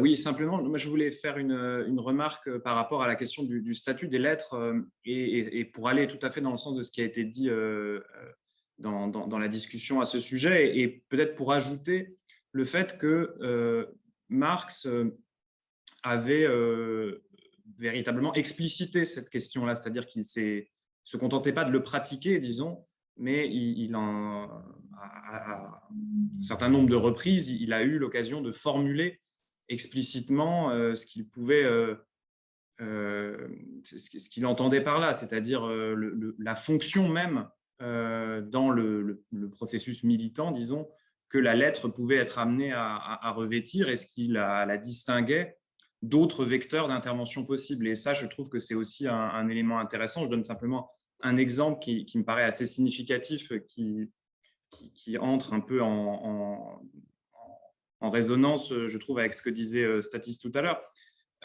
En 1879, à l'automne, il y a toute une polémique avec la direction du Parti social-démocrate allemand au sujet de la fondation d'un nouvel organe.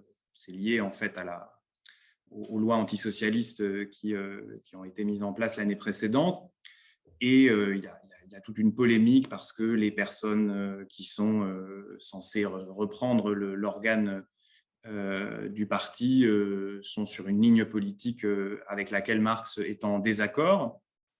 Et donc, il va, avec Engels, écrire une lettre circulaire adressée à la direction du parti, qui est assez acerbe, mais qu'il conçoit, lui, comme vraiment un vecteur de circulation interne, qui n'a pas justement vocation à être un document diffusé publiquement.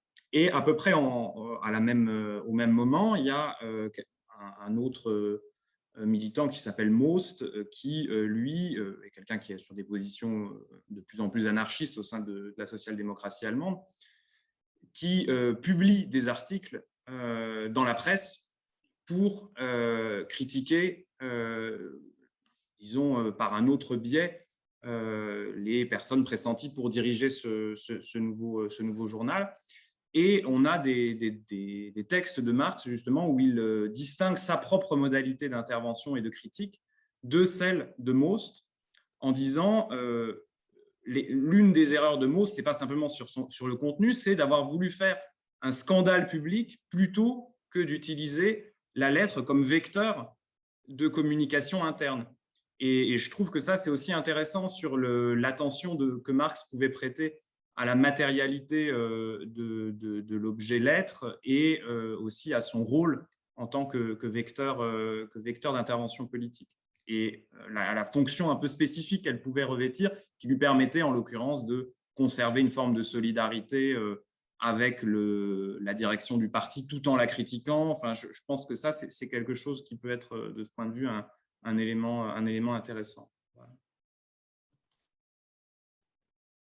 Merci beaucoup, Jean. Oui, merci, Jean. En même temps, c'est fou l'inflation de discours méta-génériques et méta-linguistiques qu'on trouve chez ces auteurs qui commentent énormément comment il faudrait écrire, comment il faudrait intervenir à l'écrit, quel est le meilleur médium d'intervention et tout. Ça, c'est assez classique. Même si, justement, je réfléchissais à la question de la nouveauté, d'après ce que tu disais, Statis, c'est que nous, on était assez surpris de se rendre compte en faisant l'anthologie que stylistiquement, les productions littéraires des communards ou autour de la commune ne sont pas si novatrices qu'on s'y serait attendu d'abord, à plusieurs exceptions notables.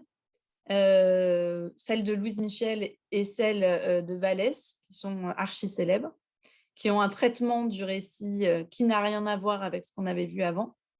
Mais en fait, on s'est aperçu aussi que pour des personnes qui étaient dans une position extrêmement dominée au sein du milieu éditorial et qui avaient aussi sur le dos des éditeurs qui n'étaient pas forcément enclins à accueillir l'originalité, ils se retrouvaient contraints à écrire des récits qui étaient assez conventionnels, notamment parce qu'on les avait tellement accusés d'être des barbares, illettrés, pyromanes, incapables d'aligner deux mots, qu'il y a comme un peu un désir de se légitimer par les outils légitimants de ceux qui sont légitimes, quoi, si je peux m'exprimer comme ça.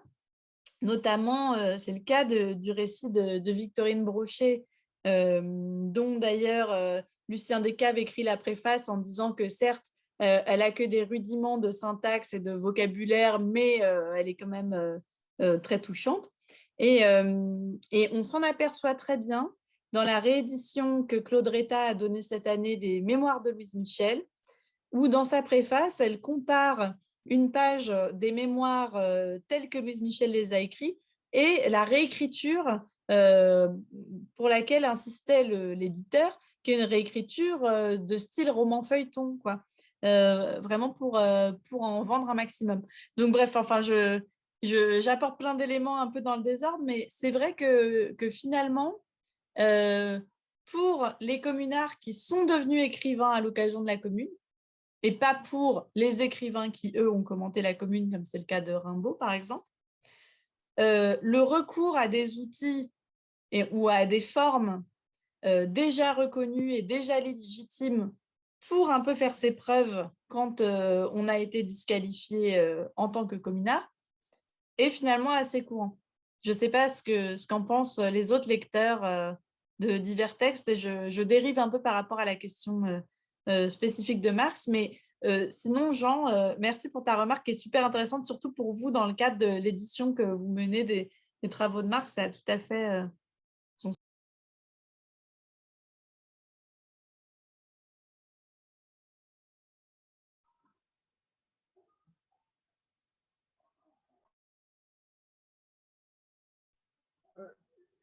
Est-ce que je peux rebondir sur ce qu'Alice vient de dire? Oui, oui, bien sûr, vas-y. Oui, parce que je ne suis pas, c'est-à-dire ce qu'elle pense être des exceptions pour moi, au contraire, c'est une tendance beaucoup plus forte, en fait. Alors, je ne résiste pas avant de vous lire quand même deux phrases d'Arthur Arnoux qui sont, si on veut, en un sens rimbaldiennes. C'est autour de cette idée d'inconnu. La Commune de Paris, qui inaugurait une idée aussi nouvelle que jadis la première révolution, n'avait donc, de quelque côté qu'elle se retournât, aucun point de repère, rien dans le passé qui pût la guider. Si elle remontait à 1792, elle trouvait une lutte terrible dont le triomphe fut assuré par des moyens appropriés aux circonstances et au milieu. Hors de là, le néant. Il fallait tout inventer, il fallait se créer sa politique de toutes pièces. Et dans la phrase de Victorine Brochet que je citais auparavant, dans les révolutions, il n'y a pas de lendemain, c'est toujours l'inconnu. Alors, pour rebondir maintenant plus directement sur ce qu'a dit Alice, je vais commencer non pas par le domaine de la littérature, mais par celui des représentations visuelles. Bon, il y a un ouvrage de référence sur la question, en tout cas moi c'est celui que j'ai ici en tête, c'est le livre de Bertrand Tillet, La Commune, révolution sans images, politique et représentation dans la France républicaine. Alors, je ne vais pas entrer ici dans le détail, mais il y a deux éléments qu'il faut avoir en tête. Le premier, c'est que par des lois successives, d'ailleurs, la première est pendant l'été 71 et après une loi encore plus stricte à la fin 1871, les représentations visuelles de la Commune sont interdites, y compris les photos, sauf s'il s'agit de montrer les ruines de Paris et les catastrophes, les désastres qu'a produit l'action des communards. D'où le fait que justement on a ce thème des ruines de Paris, bon, qui a été aussi étudié par d'autres, je pense à Eric Fournier notamment, et bon, mais c'est quelque chose qui sort, si vous voulez, là, pour le coup, d'un interdit de la représentation, mais qui vient d'en haut et qui est édicté par par une censure politique ouverte. Mais d'un certain point de vue, pour moi, ça, cet interdit ne vient jouer que parce que, et c'est ce que Tillier montre, le traumatisme de l'événement est tel, et là, ce n'est pas l'inconnu dans le sens inventif et créatif dont je viens de parler. C'est le traumatisme de la commune, bien entendu le traumatisme de la semaine sanglante, de la répression, mais aussi le traumatisme de tout ce qui a suivi, c'est-à-dire le traumatisme de l'exil pour les proscrits qui ont pu avoir la vie sauve, le traumatisme de la déportation, bon, ces vies qui ont été complètement brisées, qui ont été... bon. Donc, c'est ce traumatisme-là qui rend très difficile la représentation visuelle de la commune. Et ce que Manet n'a pas pu peindre, par exemple, alors qu'il était présent à Paris, on a juste quelques dessins de lui, mais il n'y a pas à proprement parler qui ont été faits sans doute sur le vif, notamment des dessins qui représentent des scènes de répression pendant la semaine sanglante, mais il n'y a pas de représentation visuelle sur le moment de l'événement. Ça vient bien après. Les écrits aussi, d'ailleurs, les témoignages aussi sont très postérieurs. Même les récits de type auxquels Alice s'est référée, Louise Michel, son livre sur la commune, c'est, je crois, 1888, il me semble, ou 86, 96, c'est encore plus tard. Bissagaré, c'est 1876, donc quand même 5 ans après, et puis il va en faire une réédition, enfin l'édition de 76 a très peu circulé, c'est celle de 96 qui va être véritablement diffusée. Victorine Brochet, c'est 1909. Vallès n'a pas pu terminer son roman L'Insurgé, et aussi bien chez Vallès que dans les exemples visuels qui sont analysés par Tillier, on trouve cette impossibilité de parler de façon directe de l'événement. Et Tillier dit quelque chose qui est très fort, c'est que les seules représentations sont des représentations allégoriques. Bon, l'exemple le plus célèbre, c'est sans doute les tableaux de Courbet, justement. Courbet, dont la vie a été complètement brisée, bien entendu, par les réparations financières exorbitantes. Il a passé le reste de sa vie à essayer de payer justement ces sanctions financières qui lui ont été imposées, mais c'est les truites agonisantes. Ils représentent d'une certaine façon, mais indirectement, évidemment, d'une façon secrète et allégorique. Or, cette question de l'allégorie est tout à fait centrale. C'est l'allégorie, justement, qui est, à mon avis, le mode nouveau. Enfin, nouveau, c'est pas nouveau, c'est ancien comme le monde, bien entendu, l'allégorie. Mais en tout cas, l'allégorie en tant que moyen de parler du traumatisme dû à un événement révolutionnaire, là, c'est à mon avis un genre qui est en train de se constituer, dont l'un des acteurs, c'est Lissagaré lui-même. La vision de Versailles, c'est 1873, je crois. Alors, la vision de Versailles, c'est les spectres de la semaine sanglante qui reviennent pour se venger. Donc, on connaît l'importance de la thématique du spectre parce qu'il est omniprésent dans les écrits de Louise Michel, y compris d'ailleurs dans son livre sur la commune. Bon, ses écrits sont saturés littéralement de l'histoire de spectre. Mais le travail de Claude Reytat a permis de rééditer justement le travail littéraire de Louise Michel, qui est un travail allégorique. Bon, là, je ne l'ai pas encore terminé, mais je suis en train de lire La chasse au loup, qui est précisément le roman, en quelque sorte, où on parle de la commune et de l'après-commune, mais sur le mode de l'allégorie. Et il en est de même, et là je parle c'est à mon avis quelque chose qu'il faudrait étudier au niveau international, parce que je me réfère ici, mais de mémoire, je n'ai pas eu l'occasion, notamment parce que la bibliothèque de mon ex-bureau à Londres est dans un garde-meuble, mais enfin, mon ami Matthew Beaumont avait fait un travail à partir de William Morris, mais plus généralement sur le récit utopien ou d'anticipation, pour montrer que c'est justement, dans le monde anglophone, le produit du contre-coup de la commune, du traumatisme que la commune a provoqué à l'échelle internationale, là, parmi la bonne société, du traumatisme qui a été vécu par les révolutionnaires eux-mêmes. D'ailleurs, il est très intéressant de voir que le texte de William Morris et de Belfort Bax et de William Dave, que j'inclus dans le recueil, est précisément tout entier construit comme une réflexion sur la notion de défaite. Et là, William Morris essaye de dire pourquoi est-ce qu'à son avis, la commune, en quelque sorte, n'est pas véritablement une défaite. Mais le roman le plus célèbre de William Morris, qui est Les Nouvelles de nulle part, News from Nowhere, c'est 1890. Donc, d'une certaine façon, le roman d'anticipation, l'allégorie surgissent comme des genres, des modes narratifs pour parler d'un événement qui, du fait de sa charge traumatique, ne peut pas être abordé de façon directe. Et je ne vois pas du tout ça comme, d'une certaine façon, c'est la mise en crise, si on veut, des catégories traditionnelles du récit, dont, d'une certaine façon, l'acte, c'est Vallès. Hein. Je veux dire, Vallès, l'insurgé, là, j'ai l'édition que j'ai depuis longtemps, hein, qui est le Garnier Flammarion. C'est une édition qui fait, avec l'intro, 300 et quelques pages. Bon, la période de la Commune à proprement parler est traitée entre l'élection de la Commune, ça vient page 245, et le début de la semaine sanglante, c'est, je ne sais pas, une trentaine de pages après. Il n'y a quasiment rien sur la période de la Commune à proprement parler dans ce livre. Et il y a les fameux, bon, on sait que il y a les fameux points après, je ne sais plus pour quel chapitre, qui inclut une sorte de saut temporel, mais c'est un blanc avec les 3 petits points qui est justement pour moi la matérialisation de l'impossibilité que ressent Vallès de parler et de cet événement, de narrer cet événement selon les catégories qui sont les catégories habituelles. Pour moi, c'est l'acte véritablement qui met en évidence la crise de ce mode de récit qui ne peut être affronté que par d'autres répertoires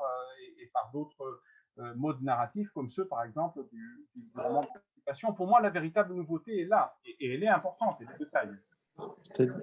Alice, j'imagine que tu veux dire quelques mots, mais peut-être je vais laisser la parole d'abord à Marion et à Gérald, et ensuite vous ferez une dernière réponse, et peut-être tu finiras, Alice, là-dessus.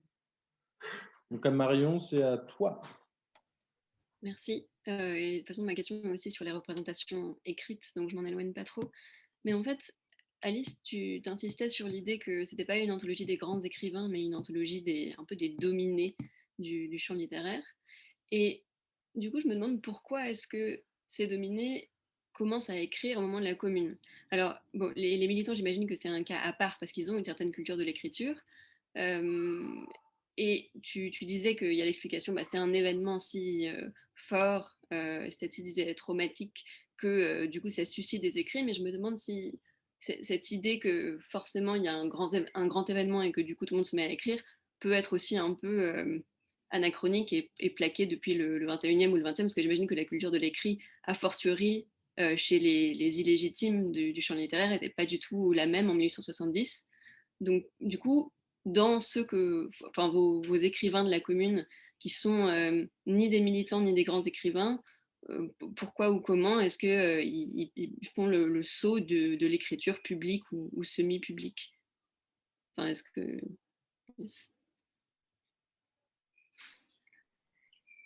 Oui, merci Marion, qui a d'ailleurs traduit pour nous une très belle page de William Morris, extrait des Pèlerins de l'Espoir, qui est dans l'anthologie.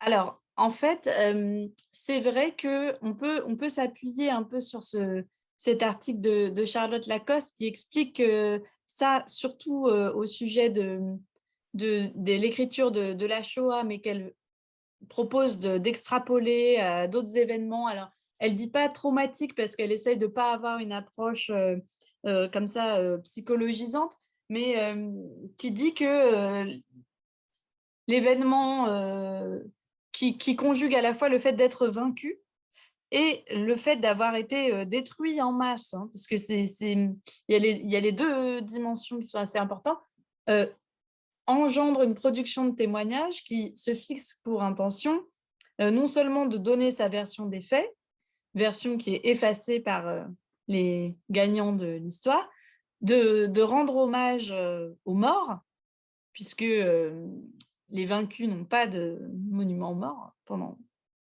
des années, et de transmettre aussi cette version-là aux générations postérieures. Il me semble que ça se vérifie dans les les récits mineurs que nous, on a sélectionnés. Alors, on n'a pas sélectionné que des dominés, mais on en a mis aussi, et on les a mis sur un pied d'égalité avec les grands. Et justement, notamment ceux qui ne sont pas les grands novateurs de la forme, hein, qui sont toujours évidemment novateurs dans le contenu, mais dont la forme est assez conventionnelle. Et je pense que ça se vérifie, et pas seulement par anachronisme, aussi parce qu'ils le disent eux-mêmes. Et c'est souvent le projet, on disait tout à l'heure qu'il y a beaucoup de métalangage dans tous ces discours, c'est souvent le projet qui est énoncé en début de témoignage, notamment chez Victorine Brochet et chez d'autres, qui dit que le but est de commémorer et que ça ne disparaisse pas, quoi. Que la République victorieuse n'est pas, non pas le dernier mot, mais en tout cas n'est pas le seul mot. Et il y a aussi le fait qu'a pesé pendant longtemps cette interdiction des représentations dont on vient de parler, et puis aussi qu'il fallait attendre un peu l'amnistie, notamment pour donner les noms des gens, pour rendre hommage à l'action de certains en leur nom propre, ce qui légalement posait tout un tas de difficultés.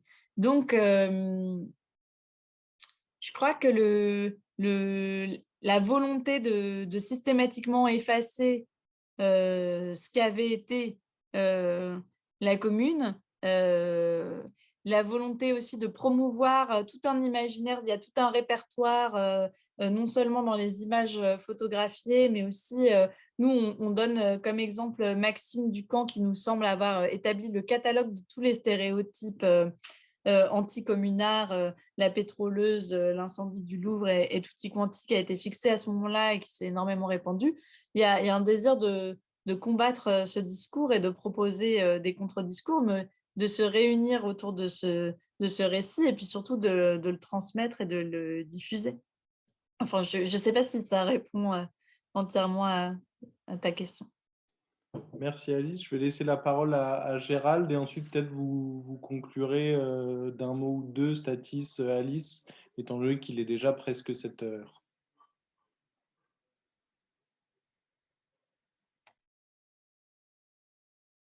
Vous avez oublié. Voilà, j'active le micro. C'était sur la question de la représentation.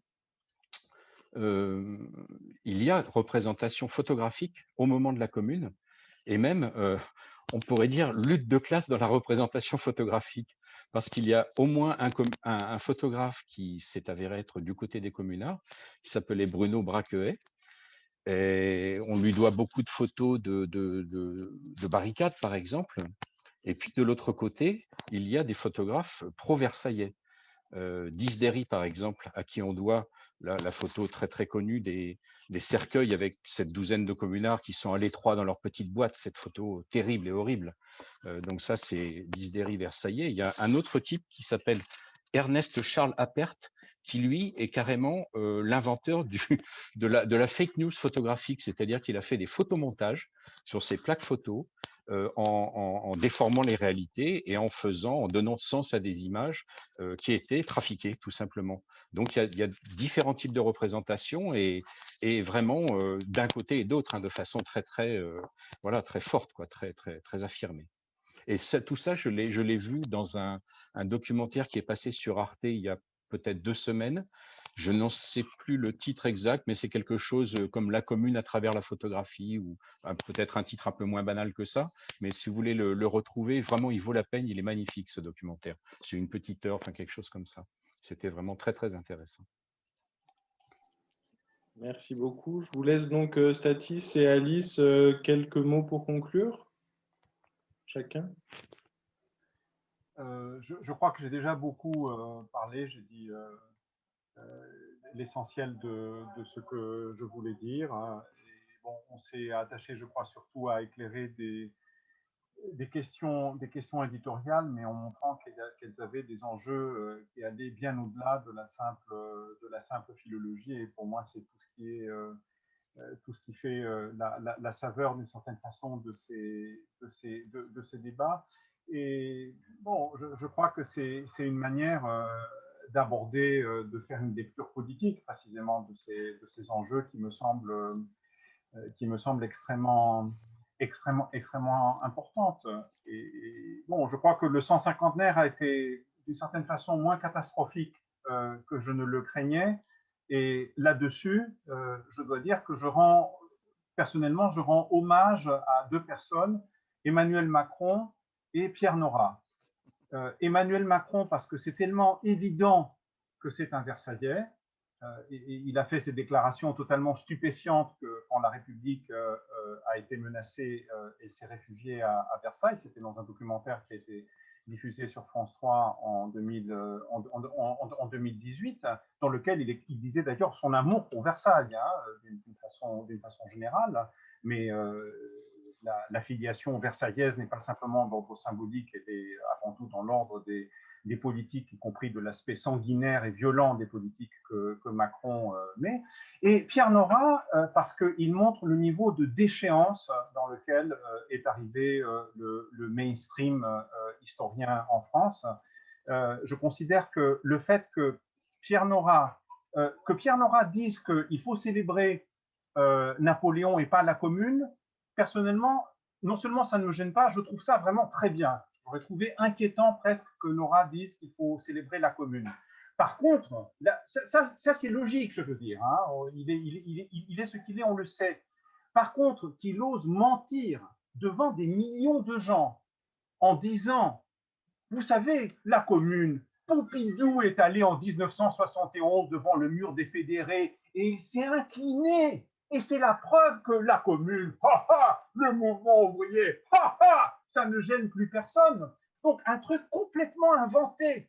C'est-à-dire que la personne qui doit sa carrière d'historien pour avoir dirigé le livre qui s'appelle Lieu de mémoire, et qui inclut d'ailleurs un très très bon chapitre de Madeleine Robert-Liou, qui est précisément consacré au mur des fédérés. Alors que ce type mente de façon aussi effrontée actuellement autour de la Commune de Paris, montre que nos adversaires, nos ennemis, sont dans un stade ultime véritablement de décomposition intellectuelle, politique et morale. Donc, je leur rends hommage et je les remercie pour ça.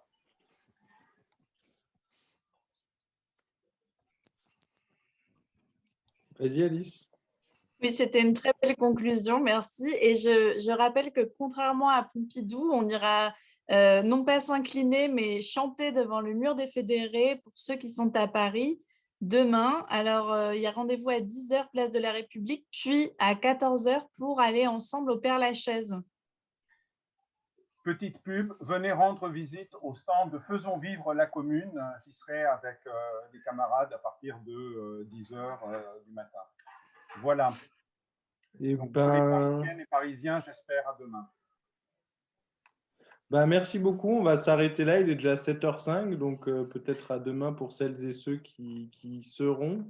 Merci aux deux intervenants et aussi à cette conclusion lyrique, donc super. Et je vous rappelle qu'il y aura donc d'autres, les prochains rassemblements, les prochains rendez-vous de la GEM, donc le 7 juin, le 19 juin et le 30 juin. De toute façon, toutes les informations circuleront via la newsletter et circuleront sur le site de la GEM, donc vous en serez informés. Merci aux deux intervenants encore, merci à tout le monde et à très bientôt pour de prochaines séances de la GEM.